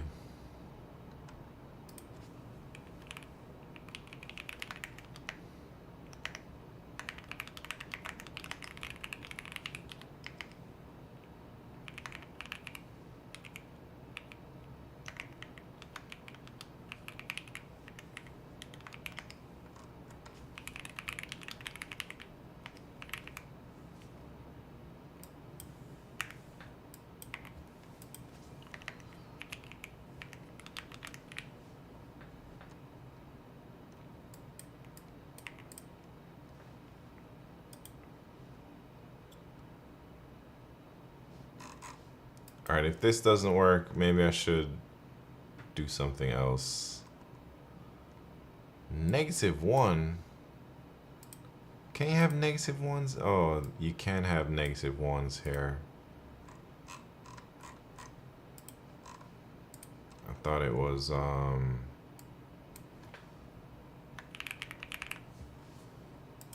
Alright, hopefully this works, man. Embarrassed right now. Oh, lordy.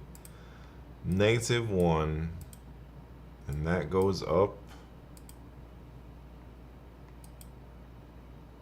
Wait, how's this gonna be?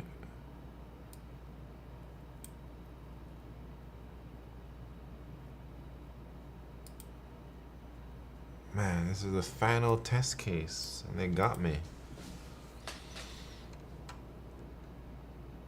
Non-decreasing. I guess we just change this to like a 1.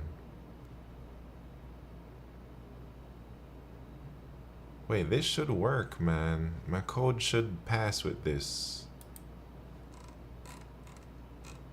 I feel like it should pass at least. So this is not true, so it wouldn't do anything. And then a check is 4.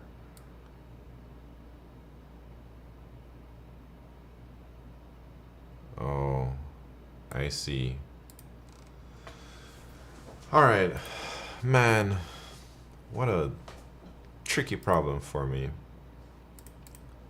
Everybody be solving it except me, man. Am I tripping today or what?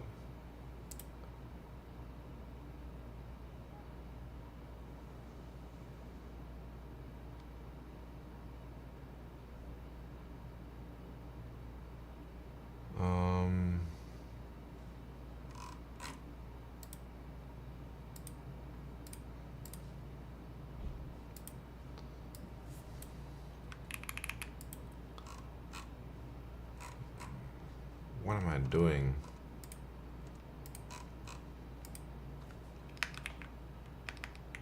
LeetCode done.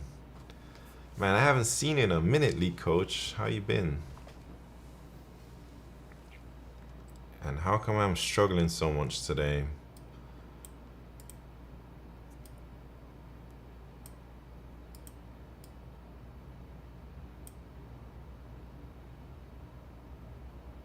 So this is not good.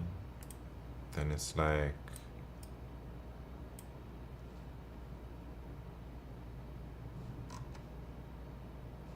wait, what does my code say I do?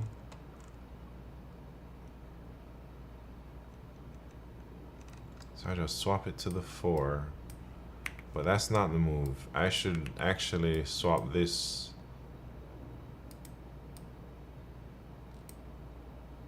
It must be a take it or leave it, or maybe it's like some type of monotonic thing.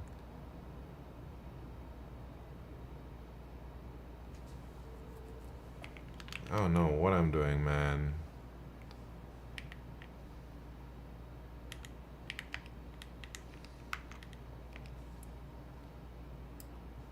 It's 1.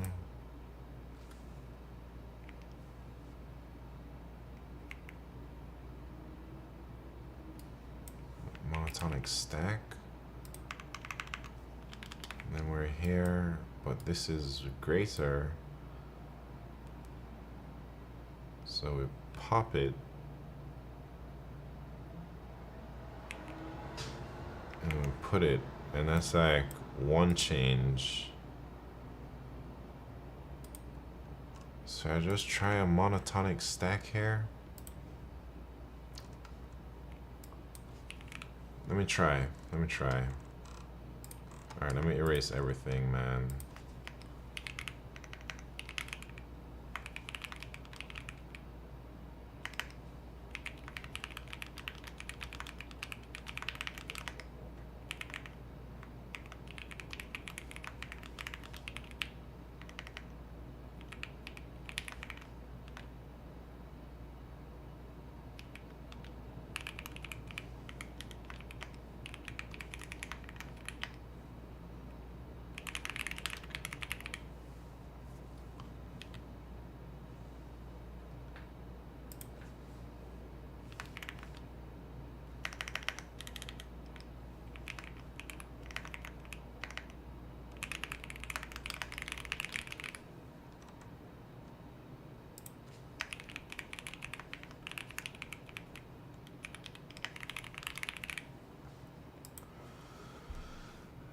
Big struggles, man.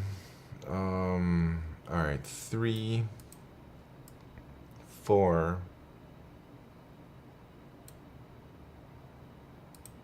And then the top is 4. Top is greater than 2, so I pop 2.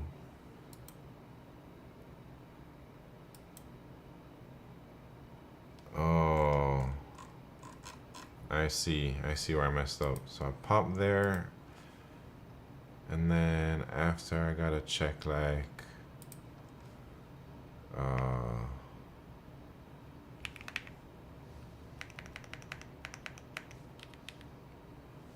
I have to check?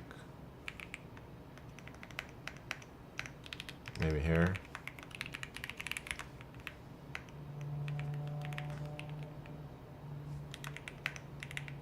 Nah, I'm gonna check right here.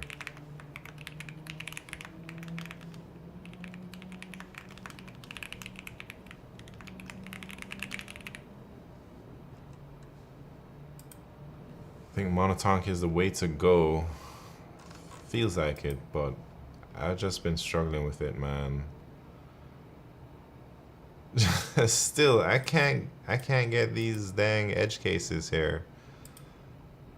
So 5, 7. This one is where I just change that to 7.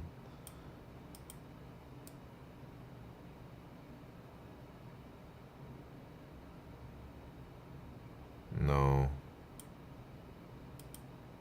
I don't know, man. I feel it must be like a take it or leave it then. I'm just being lazy. If you find an I such that num's I is greater than num's I plus 1, what are your options? You must modify either num's I or I plus 1. You can't leave them as they are. Yeah. That was kind of my intuition initially, Elite Coach. And maybe I should have stuck with it about the take it or leave it, but I've just been trying to do this without that.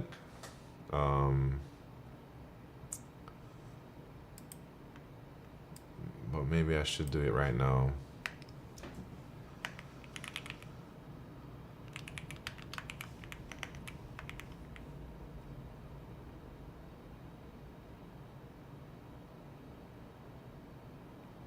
So how do I do this? Maybe we need an index and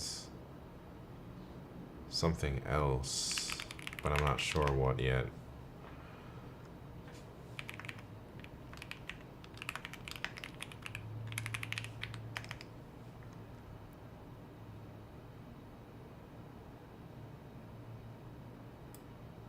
So if we, I guess if we start at index 1 and then we check like, so if num's I is greater than I minus 1, then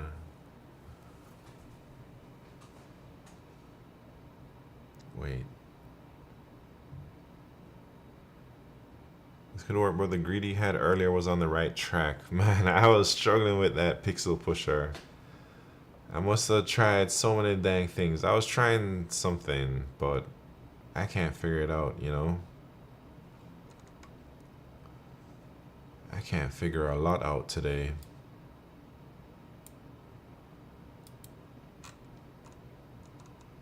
So if, all right, if this number, no, so these are good. And then we get here.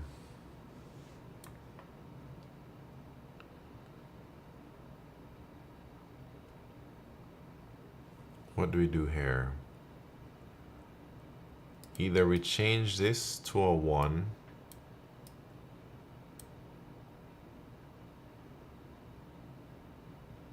or we change that to a 7.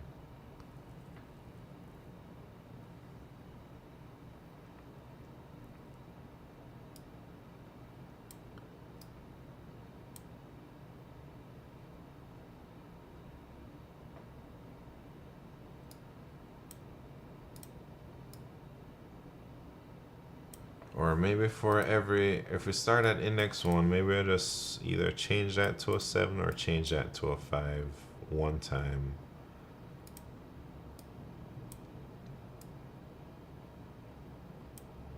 And then I move there.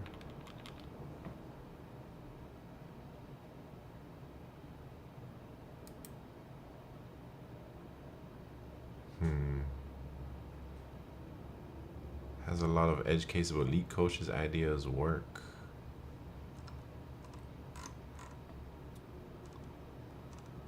Should I give up, man? I've spent so long on this problem. If this contest, or if this was like a real contest and I had this problem and I took 25 minutes on it, I would be fuming right now.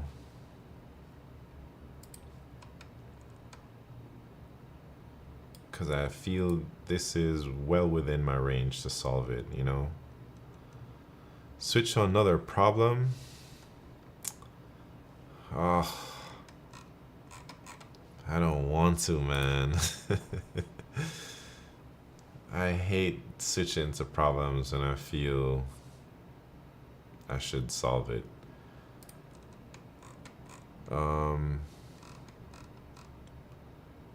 Alright, let me give it 5 more minutes and I'll think. So if I do that,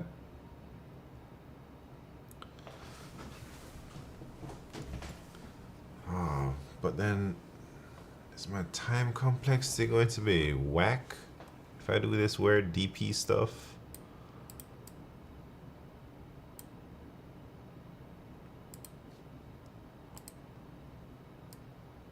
Alright, I give up. I'm gonna switch to another one. Little Brian, what's happening? Embarrassing. Switching to Q2. Stone game. Alice and Bob play a game with piles of stones. There are an even number of piles arranged in a row. Each pile has a positive integer number of stones, piles I.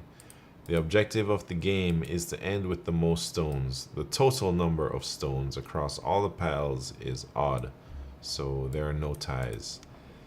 Alice and Bob take turns, with Alice starting first. Each turn a player takes the entire pile of stones either from the beginning or from the end of the row.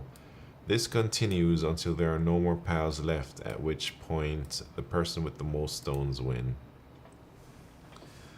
Assume Alice and Bob play optimally. Return true if Alice wins the game, or false if Bob wins.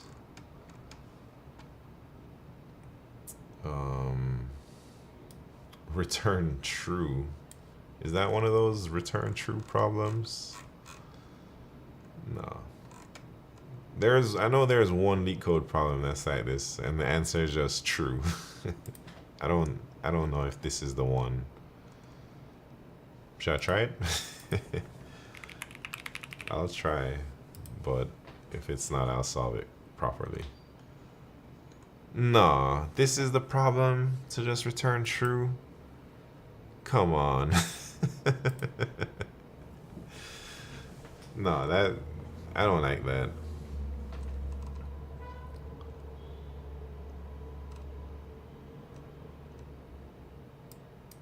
Wait, why would Alice always win?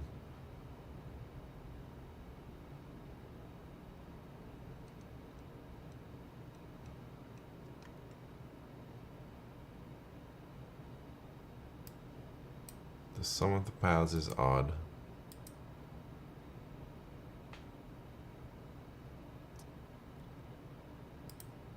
I don't know. Let me see what Brett did. Oh, Brett solved it. That's... Alright, I'll solve it. Brett solved it. That's probably what I was gonna do anyways. I'm gonna solve it. So I'll just do a DP where we take from either side, right?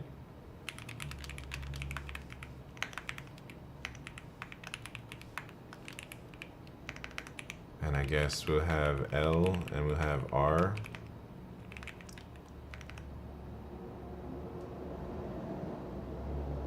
Wait, how do we do this? So either we take from the left side or we take from the right side.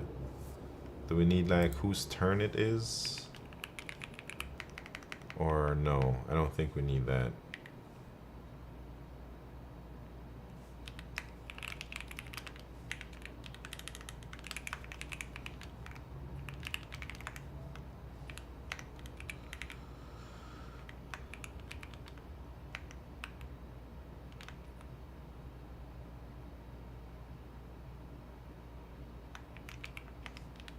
Should it be less than equal to? Yeah.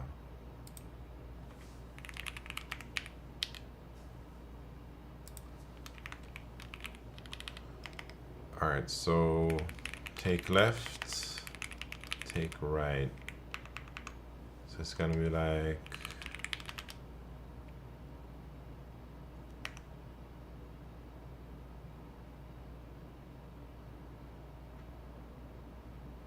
wait, how do you do this, man?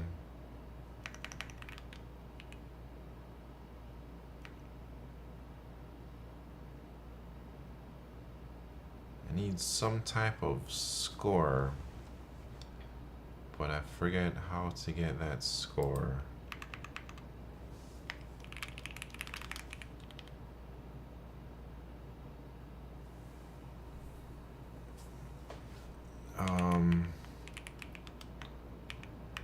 Oh, wait. The score would be nums L, and then we subtract whatever this is. And then the right side, nums R.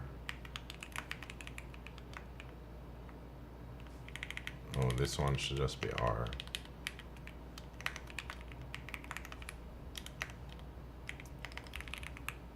And we want the maximum score.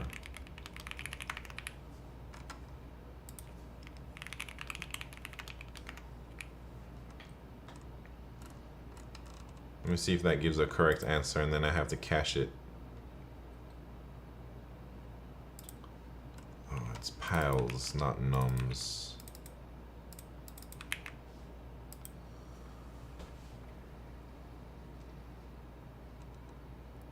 False.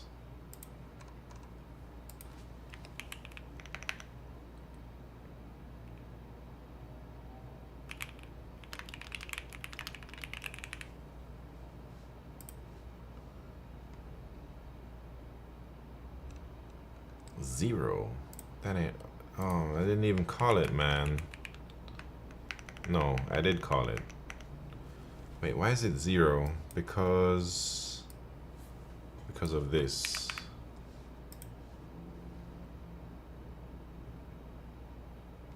All right, there we go. Now I need to cache the thing on L and R.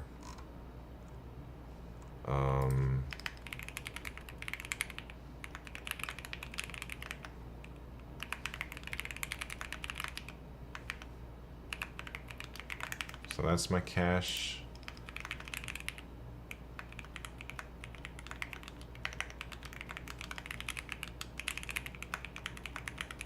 That's returning the cached answer if we've seen it already, and then we set the cached thing.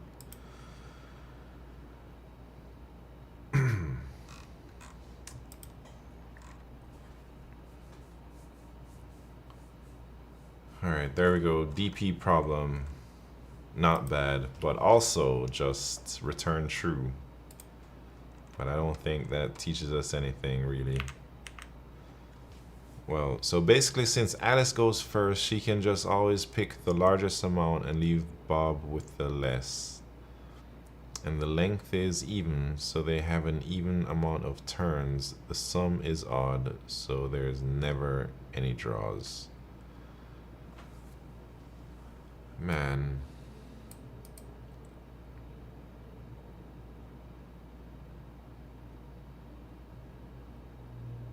Guess so. I mean, it clearly shows it, but it's hard to wrap your head around because I'm trying to think of a case that proves it wrong, but we all know that it's true, so it's hard to even think. How is the market for new grads and mid-levels? I don't really know, but I have several mid-level friends that have gotten secured job offers, you know. So it can't be as crazy as people make it sound on Reddit or wherever, because I know of all the people I know, all of them got offers. Like 3 people or 4 people, you know.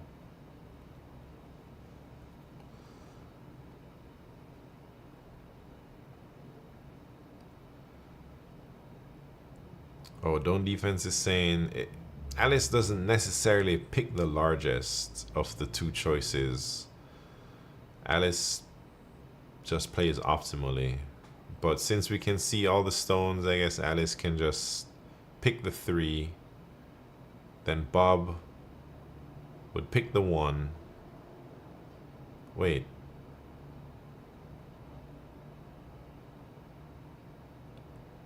Oh, that was odd pile.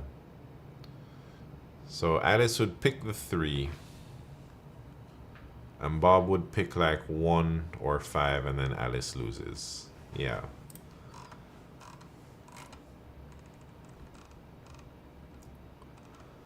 Alright, what's next? The kth factor of n. Should I do that? You're given two positive integers n and k. A factor of an integer n is defined as an integer I, where n mod I is equal to 0. Consider a list of all factors of n sorted in ascending order. Return the kth factor in this list, or -1 if n has less than k factors. Man, I don't know anything about factors.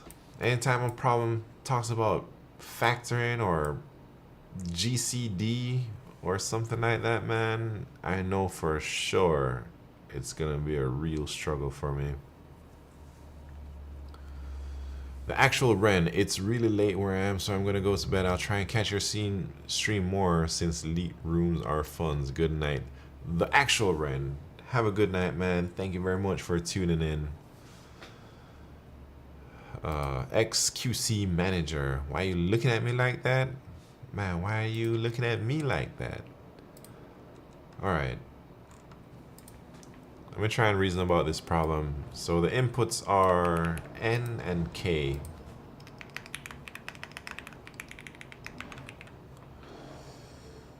And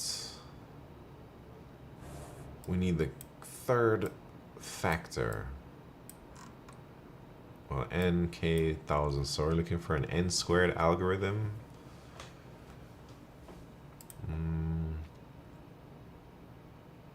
I don't know.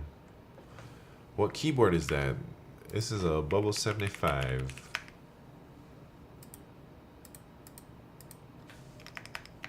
I think that is probably the #1 question I get on about my stream is what keyboard do I use? How many hours of LeetCode should I do a day? Steven Sagiball, I think you should do at least 6 hours of LeetCode a day, because I know your ass doesn't have a job right now, man. So I would recommend doing what I did, where you do a 3-hour training session sometime in the morning, and then you do a 3-hour training session sometime in the evening, and you take a break in between to recharge that brain juice. I think if you just try and do 6 hours of LeetCode in one sitting, it's very, very difficult to do. But if you break up those training sessions into a morning and an evening session, it doesn't feel too bad, man. So do 6 hours a day, Steven Sagiball, and you should be good. Where are you from is up there. No, I think I get the keyboard question more than where am I from. And Steven Sagiball, I keep telling you, you should stream it. You should stream your studies. But I don't see you be streaming, man. We'll see. Aldog20, where am I from? I'm from Jamaica. I have social anxiety. Even more reason for you to stream it. Maybe it might get you a little bit out of that groove, because you'll just be so used to being on stream. And it will help you during your interview so that you can overcome some of that social anxiety, you know, because in your interview, you're just trying to explain it to this one person in front of you. But on the stream, it's like you're trying to explain it to who knows how many people watching you, right? Start an account now. All right, Icy Black Deep, you gotta be on top of that, man. So how do you get all the factors of a number? That is what we gotta figure out, man.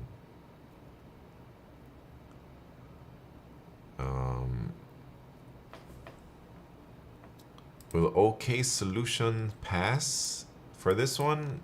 Yeah, because the constraints are small. ON. Yeah, this one, oh, even n squared will pass for this one, man.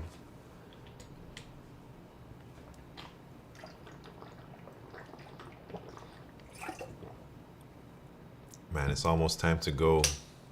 It's 11:20. Oh, man.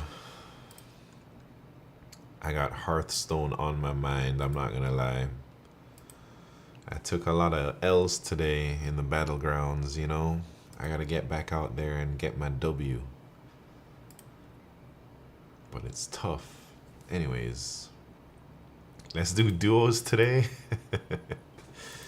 Man, I don't even know how to do duos. Seasons come and seasons go, but on and on does Simon code. Oh, that's a nice rhyme, man. The number of hours I've done LeetCode has easily surpassed the number of hours I've played Final Fantasy 16 or 11. What am I talking about? Wait, Q, you told me that you played like thousands of hours for Final Fantasy 11. Was that right? Did you Peloton before you Hearthstone? Oh, shame. I feel shameful, Icy Black Deep.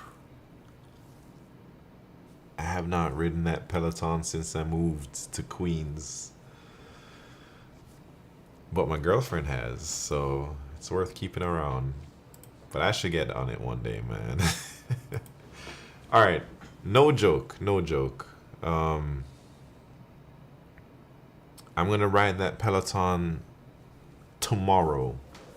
I promise. If I don't ride that Peloton tomorrow, and I'll show proof in my Discord, I will gift Icy Black Deep a sub. That's the bet. $5 basically. $5 bet, man. Wait. Tomorrow. Oh, now I'm conflicted. Do I got anything to do tomorrow? Man, I can squeeze a ride in. Are you gonna stream the Peloton? No, man, I'm not gonna stream that. Okay, turned off the stream and tried to do my very first LeetCode non-decreasing array. At first I completely overcomplicated it because I misread the question. Then I realized what I did wrong. And it is frustratingly simple. Man, very nice. I haven't even done that dang problem. I kept running into an edge case and I gave up, man. So basically Simon has leveraged his hatred for Icy Black Deep to overcome the friction of not wanting to exercise. Man, I don't hate Icy Black Deep. What you talking about? Icy Black Deep is an ally here who tackles LeetCode with speed and tone while riding high on his Peloton. It's Simon, the midnight streamer, coding till dawn. You know, if I had a bigger streaming room and I could fit my Peloton in here, I would do some LeetCode Peloton streams. But that dang thing is not gonna fit in my streaming room, so say goodbye to that, man.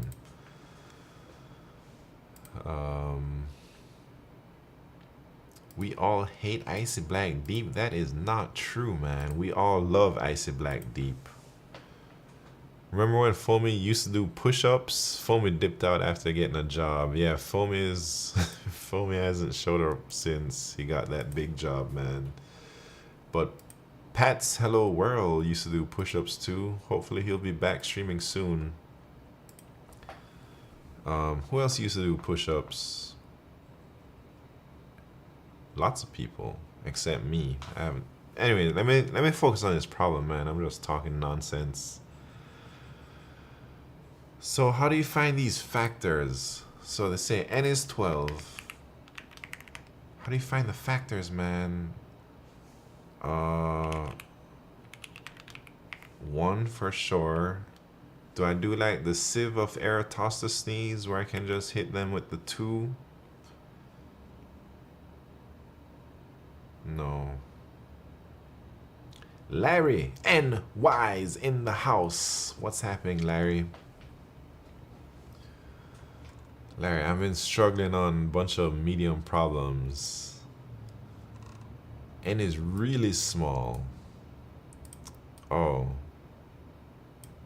Oh man, Brett. Where's my brain today, man? So I can just get all the factors by brute forcing it, right? Jesus Christ.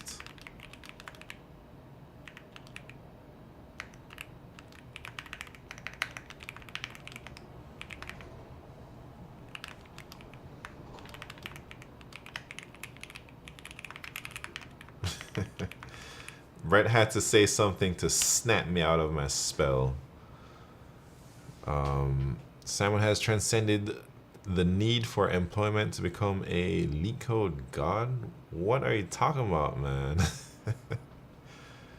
I am no god. I am no messiah. I'm just a dude who practices LeetCode on Twitch. I went to take out the trash and ran into Ryan from the office. Oh, this guy? Interesting. Wait, did you, when you say you ran into him, we gotta be a little bit more specific here. Did you literally bump into him? Or did you pass him and you told him what's up?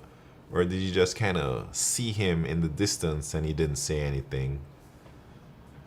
He was outside and I had to dodge out the way?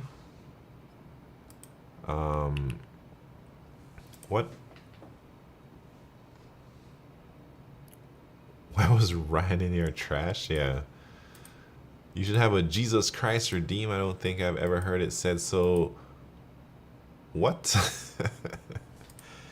I say it every stream. I don't think we need a redeem for that.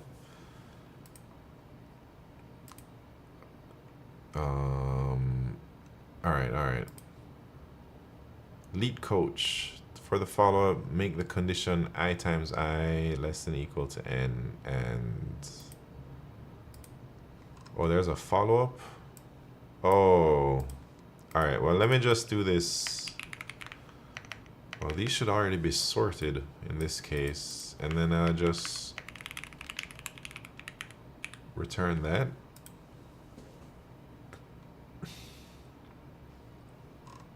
Oh wait, if there's less than something, we gotta return -1. I forgot about that one.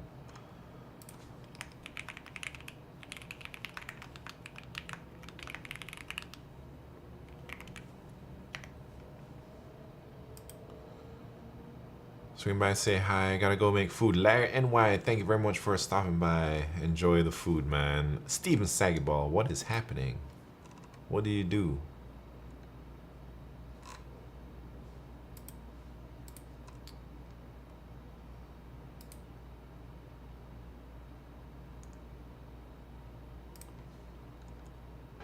So I return K-1. Oh, don't defense. Just trying to do a little type racing, man. What's the room code? Here's the room code. But only 10 minutes left, man. I might start one more elite rooms after we do a type racer. No, I missed the type racer? No, we just about to start the type racer. How do you join? You gotta download this extension called Elite Rooms. It's only for Chrome. And then once you get it, you have to register with your Twitch, probably. and then you enter the room code. Can we do a bet? Don't defense and pixel pusher. Wait, who? All right, don't defense wants to do a death mode.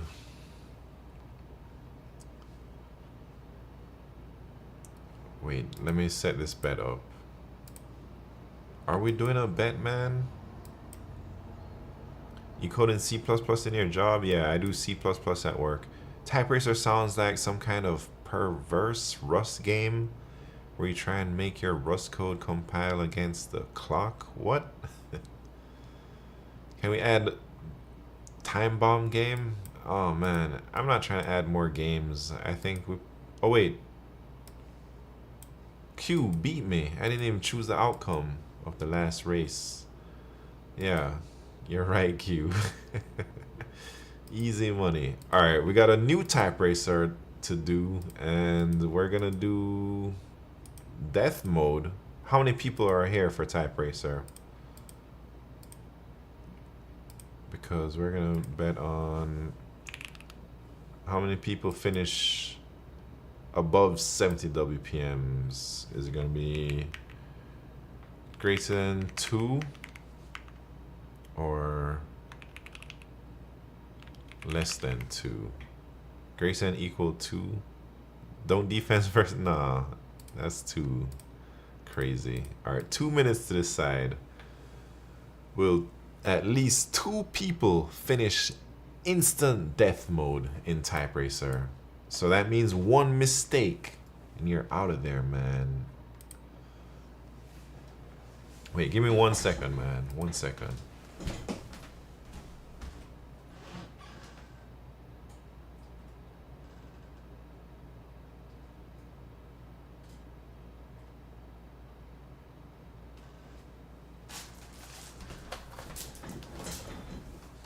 To change some settings on my camera. Man, I made my first eBay listing in many years today or last night.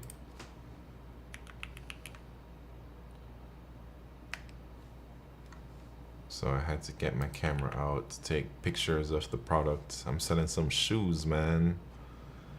All right, here we go. Here we go. First race is the warm-up. Second race is the championship round. 1 mistake, you're out of there. I know. Remember the day? Wait. Hold on. My bad. Time out. I created a dang. All right. Well, I guess. Who cares if I'm. Actually, I didn't sign in, man. How are we gonna do this? Jesus Christ. I'm sorry. We'll keep the same racetrack, but I have to join it here. All right, here we go.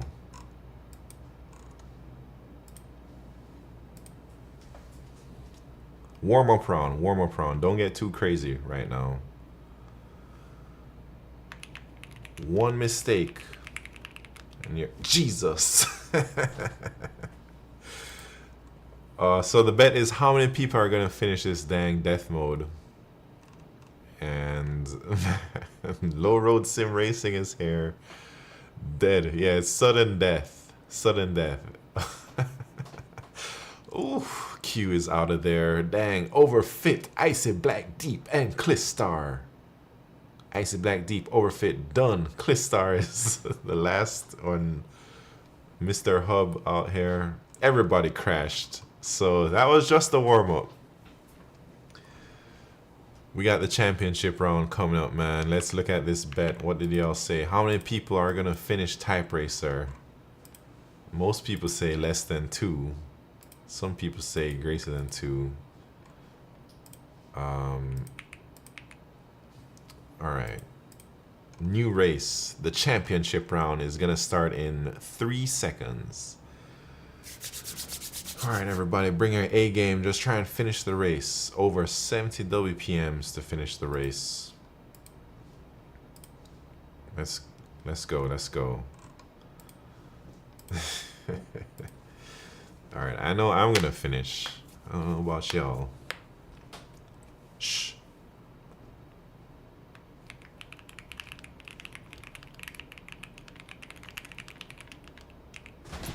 Jesus Christ.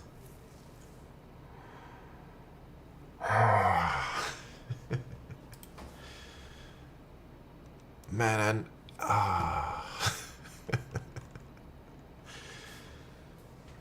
oh man, Don't defense is hyper focused right now. His only chance at winning. Oh, Don't defense for the win. Why does Type Racer have the worst UI imaginable? Yeah. Alright. Don't defense is the death mode master, man. Very nice, very nice. But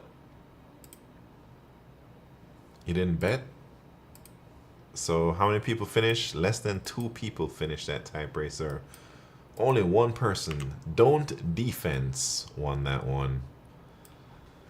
I should have won that one, man, but I crashed and burned in the first corner. Alright, Don't defense. You got lucky this time. About to put your name up there on the board.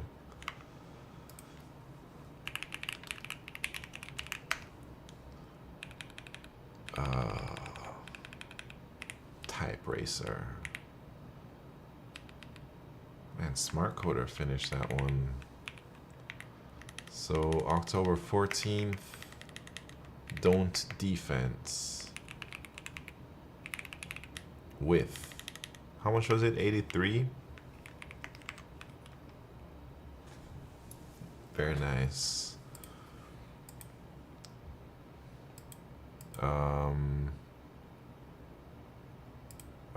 Alright. What do we do now?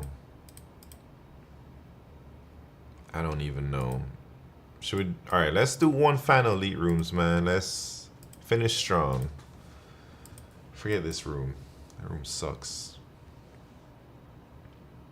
You look into last contest Q4. I did not Pixel Pusher. Maybe that's what I should do right now. Because I think, I don't know, I ran out of juice. I did so well last contest. Very nice. Don't defense, was that like mean a first page finish? If you said you did so well, your name must be one of these people.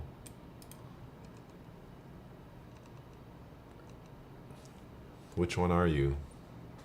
8th? No. That's not Don't defense, man. 7th? Oh, that is sick. Yeah. Very nice, very nice. No. Man, you dox yourself when you join the Elite Rooms, man. Your name pops up full screen. Anyways. I came 603. Alright, let's check out that Q4. I could not get this. I tried all types of crazy things. I don't even remember what the problem was. Let me read it real quick. And then I'll just look at the solution, or maybe someone can guide me through it. So find X sum of all k-long subarrays part 2. You're given an array nums of n integers and 2 integers k and x. The X sum of an array is calculated by the following procedure. Count the occurrences of all elements in the array. Keep only the occurrences of the top X most frequent elements. If 2 elements have the same number of occurrences, the element with the bigger value is considered more frequent. Calculate the sum of the resulting array. Note that if an array has less than X distinct elements, its X sum is the sum of the array. Return an integer array answer of length n minus k plus 1, where answer I is the X sum of the subarray nums I to I plus k minus 1. No way you close the room? Did I? I guess when I exit the room it closes. My bad. but there's only like 1 minute left. All right, so this one, n is 100,000, and each number can be up to 1 billion. So I don't even know. I can explain what the problem is asking you to do. It's like, so k is 6, they're asking a subarray of length k, and we gotta return the value of the top 2 most frequent elements summed up. In that case, it would be 6. 1 plus 1 is 2, plus 2, 4, plus 2 is 6. And those are the 2 most frequently occurring numbers, and that's how we do it. Can you room this or not? I don't know how to select problems for rooms. I don't think that feature exists. In your job search, you did 6 hours worth of streams each day? Yeah, probably closer to 7. So I did 2 streams per day, Steven Saggyball. I did 1 stream from 10 a.m. to 1 p.m. And then I did like 6 p.m. to 9 p.m. Pacific time. But I also did, what did I do? I mean, sometimes I'd go on beyond 3 hours. And on some days I had training with Eric Toe.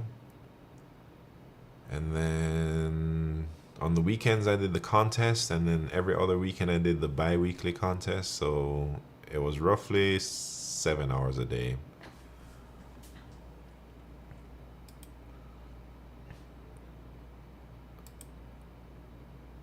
You trained with Eric Toe? I did not train with Eric Toe. Eric Toe trained me, man. It's a big difference, you know. Eric Toe trained me for like a month, a few lessons, maybe 2 months or so. And I'd say his training was very valuable, and I don't think I would have gotten hired without him. Smart coder in the house. Simon trained Taurus. Yeah, right. How much does Eric Toe cost? I don't remember, man. It was like something like $300 a month. And a month meaning weekly lessons, I think. That's pretty cheap for an Eric Toe. Yeah, that's what I thought, man. I thought, you know, having a legendary grandmaster coach you for a couple months to get ready for a job that pays 200,000, it seems like a good deal to me, man. So I paid Eric Toe. I had him train me for a few months, and then after I got my job, I stopped going to his lessons. But he has like more advanced. I was only doing like, I forget what, like he rates his classes based on like beginner, medium, or intermediate, and then like expert stuff. So I was like in the intermediate class, and then he has like a Code Forces candidate master type class. Are we doxing salaries now? Man, it's not doxing salaries if it's public knowledge, right? I used to watch some vids years back from Eric Toe. Yeah, I remember Eric Toe arbitrage, yeah. I remember seeing Eric Toe on a Joma interview when he asked Eric Toe about competitive programming, and Eric Toe was talking about a problem, something like tennis match, who won the match, or something like that. Anyways, how much was it? Yeah, it was like 300 a month, I think. I can't remember. I can check my PayPal or whatever and see how much I used to pay him. Which, should I do it? Nah, I'm not gonna do it, man. It's too much work.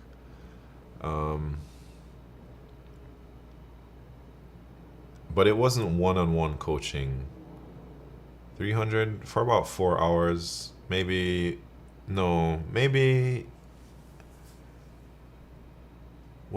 each class was like 2 hours long. Because I remember we had a break. So if it was 1 hour, 1 hour isn't long enough to have a break. But maybe it was 2 hours.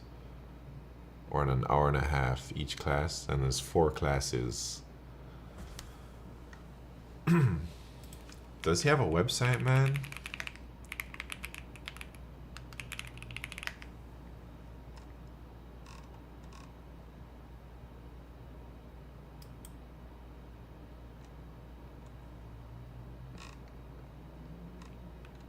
Oh yeah, this was my group. I was in the medium group.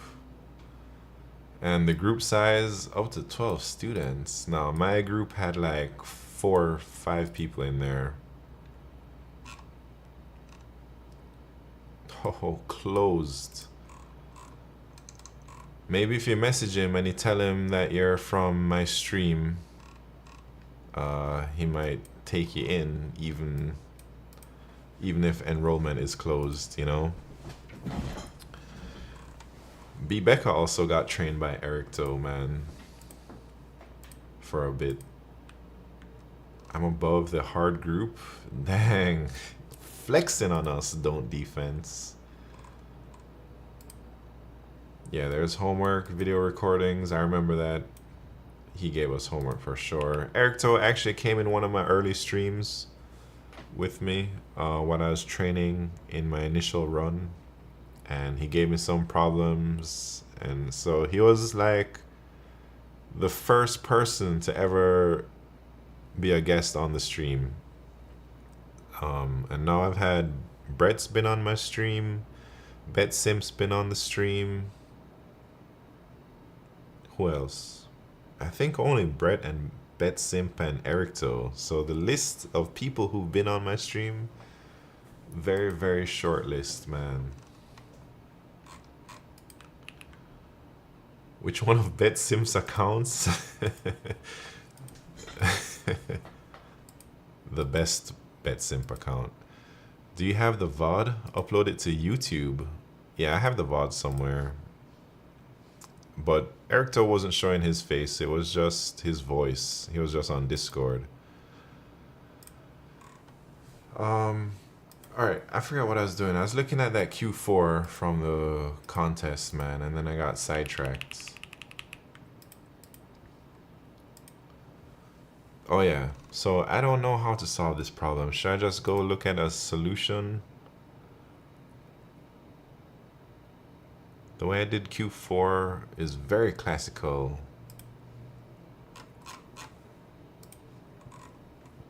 You know I'm about to peep, man. Come on.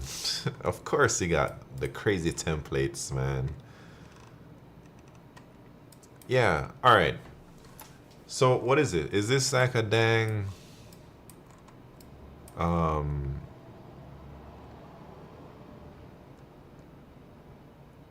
what do you call them again? Segment tree?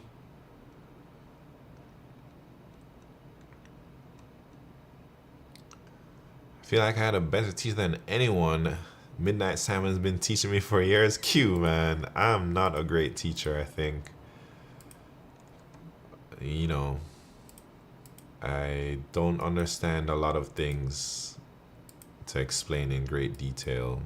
I just kind of know what I know, but I feel I'm missing a lot of core knowledge, you know.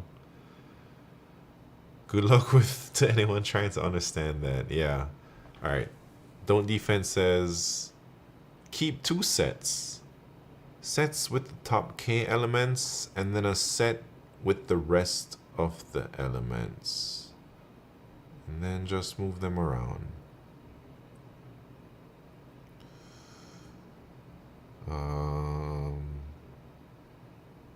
Also a counter.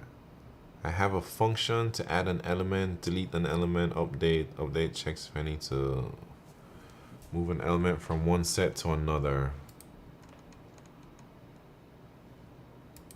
Okay. I think, what was I? Was I trying to do something similar to that? It's an ordered set. Vote your back had a good solution. Let me try and think, what was I doing?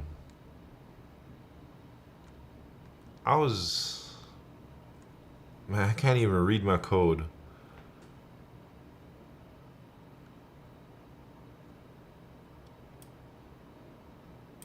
But yeah, I had a set of sets and I was trying to like move them through, but I had some big bugs where there's some cases where it wouldn't work.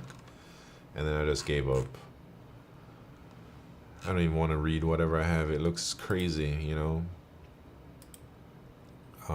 Adding an element is easy. If the left set has room, the one with the top K elements, add it to that set. If not, add it to the right set. Then update, see if you need to move elements around. Deleting is easy again, just remove from the set it's in, then update. So, I mean, I'm assuming it was some type of sliding window. Let me see what you had.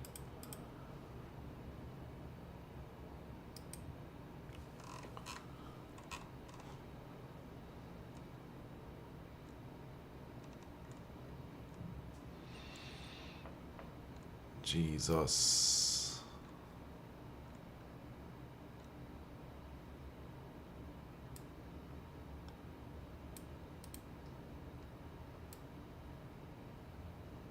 Man, I can't read any of this, man. H is a counter. Alright, a frequency counter thing. So then you're adding...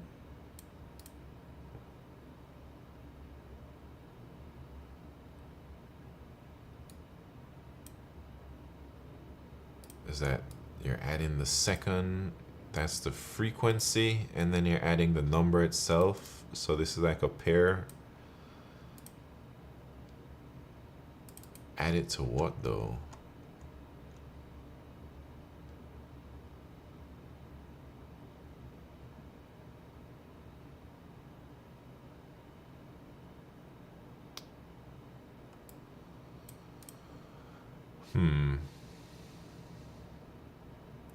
SL is the left set, the one with the top K elements, right? SR is the set with the rest of the elements that aren't in the top K. Yes. I think I had similar ideas, but I just could not implement it. And I was doing something, maybe not exactly with the two sets. I was trying to do something weird with one mapping. But man, I'm not gonna lie, your solution is super hard to read because there's a lot of macros and stuff going on.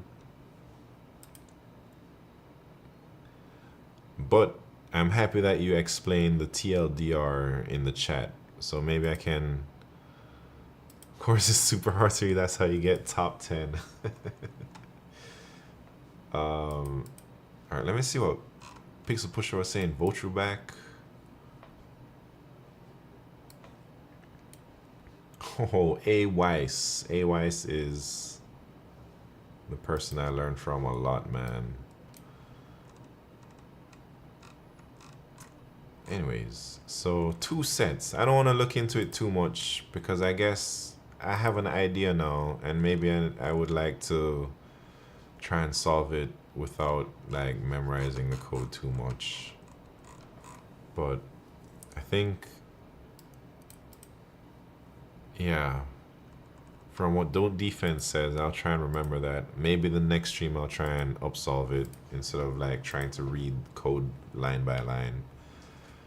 So I know we keep a set with X, the top X, and then a set with the others, and then we just try and like move them from one set to the other, and then we can easily get the sum of the top X. Anyways, it's time for me to go, man. Almost time for me to go. Maybe I'll chill for a few minutes. Should I start my Hearthstone Battlegrounds right now? Nah, I can't be doing that, man. Let's try duos. Man, I don't even know how to do duos. What What is duos though? It's like me and you are on the same team and we just don't verse each other. We verse everyone else at the table, the other 6 people.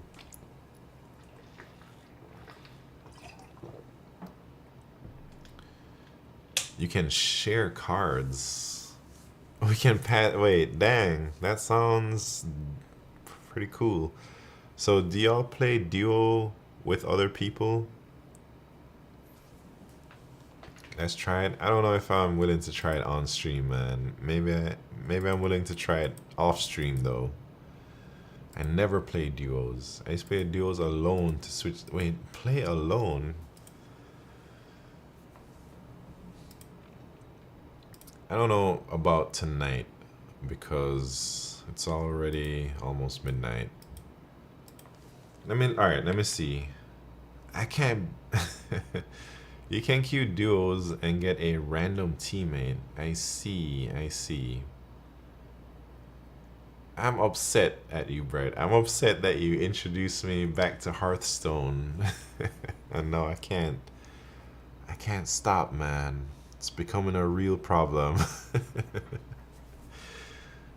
My duo's rating is 6190. Oh, that's what I was gonna look up. Hearthstone Battlegrounds rating distribution. I'm gonna see how much I suck. My single is 2700. Dang. Alright, so I gotta hit like, what are my Hearthstone goals? If I wanted to be as good at Hearthstone as I am in LeetCode, I'd have to hit like I'd have to hit 8K, man. That's crazy.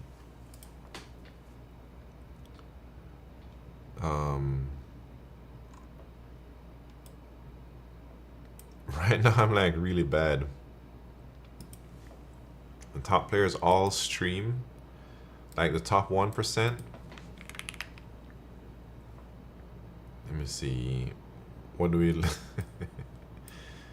what would we browse for? Hearthstone. Man, way back in the day, I have a little story to tell y'all, man. Let me not look at that stuff. Way back in the days, like when I was doing my whole black hat stuff, I tried to recruit, not me, like me and some other people, one other person, me and my partner in crime. We tried to recruit one of the best Hearthstone players in the world to come learn. Yeah, one of my associates. So he streamed on Twitch. He was like, I think easily one of the best in the world. I don't know what rank he was or anything, but he's been to many finals and stuff. But my associate gifted him, I think, like 500 gifted subs. What's his name? I'm not gonna tell his name, man. I don't remember his name, to be honest. But my associate gifted like 500 subs in his chat, and then he was like, hey man, I got a job for you if you're interested. And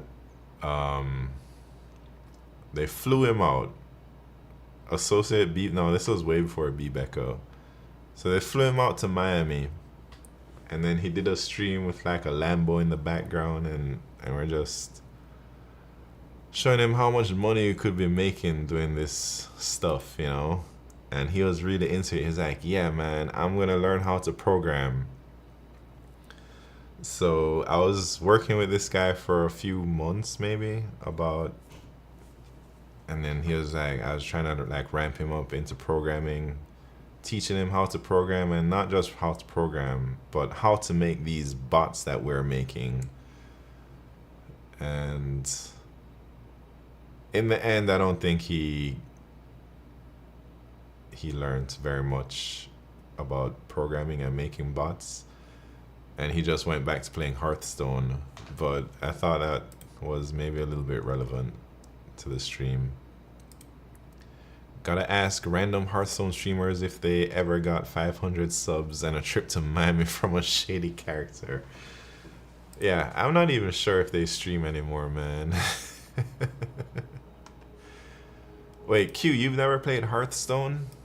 This was way before Battlegrounds existed. Tell us who it was? No, I can't. I don't even remember his name.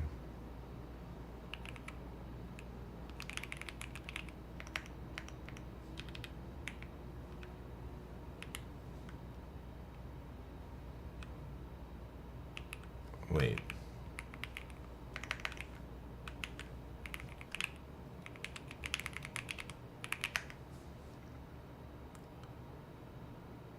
Oh, yeah. Oh, is this the guy? Oh, I found the guy, man. I found the guy.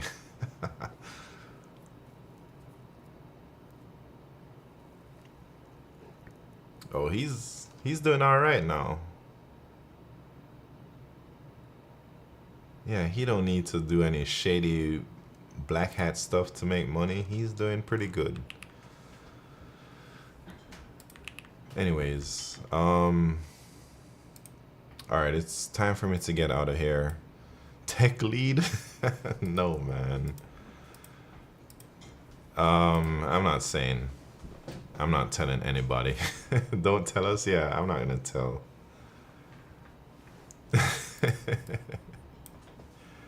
All right, I have some other stories too. I have one about some famous people, man. I can tell you these names. So,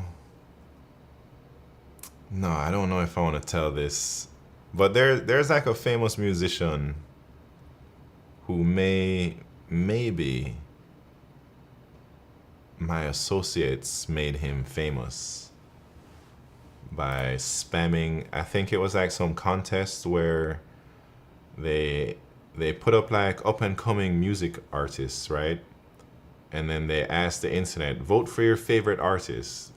So one of my associates at the time, we made a crazy bot that gave this person votes, and they won all of these things, and then now they're like a international music celebrity. And this was around the same time, like 8 years ago. These stories are so bad. Yeah, I can't be telling you names, man. Say it? Nah. Anyways, it's time for me to go. Let me raid somebody. One day, maybe I'll tell you all these names.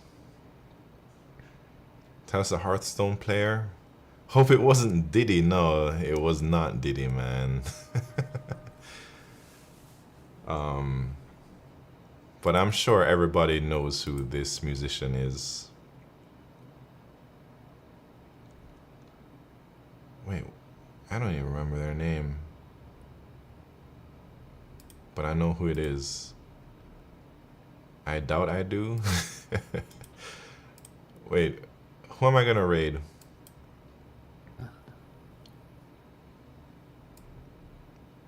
Should we raid this person? Yeah. All right. I gotta head out.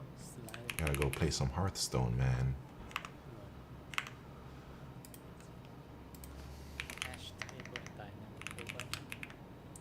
Stop playing? No. I gotta do at least one run tonight before I go to bed. Otherwise, I'll just have Hearthstone on my mind all night.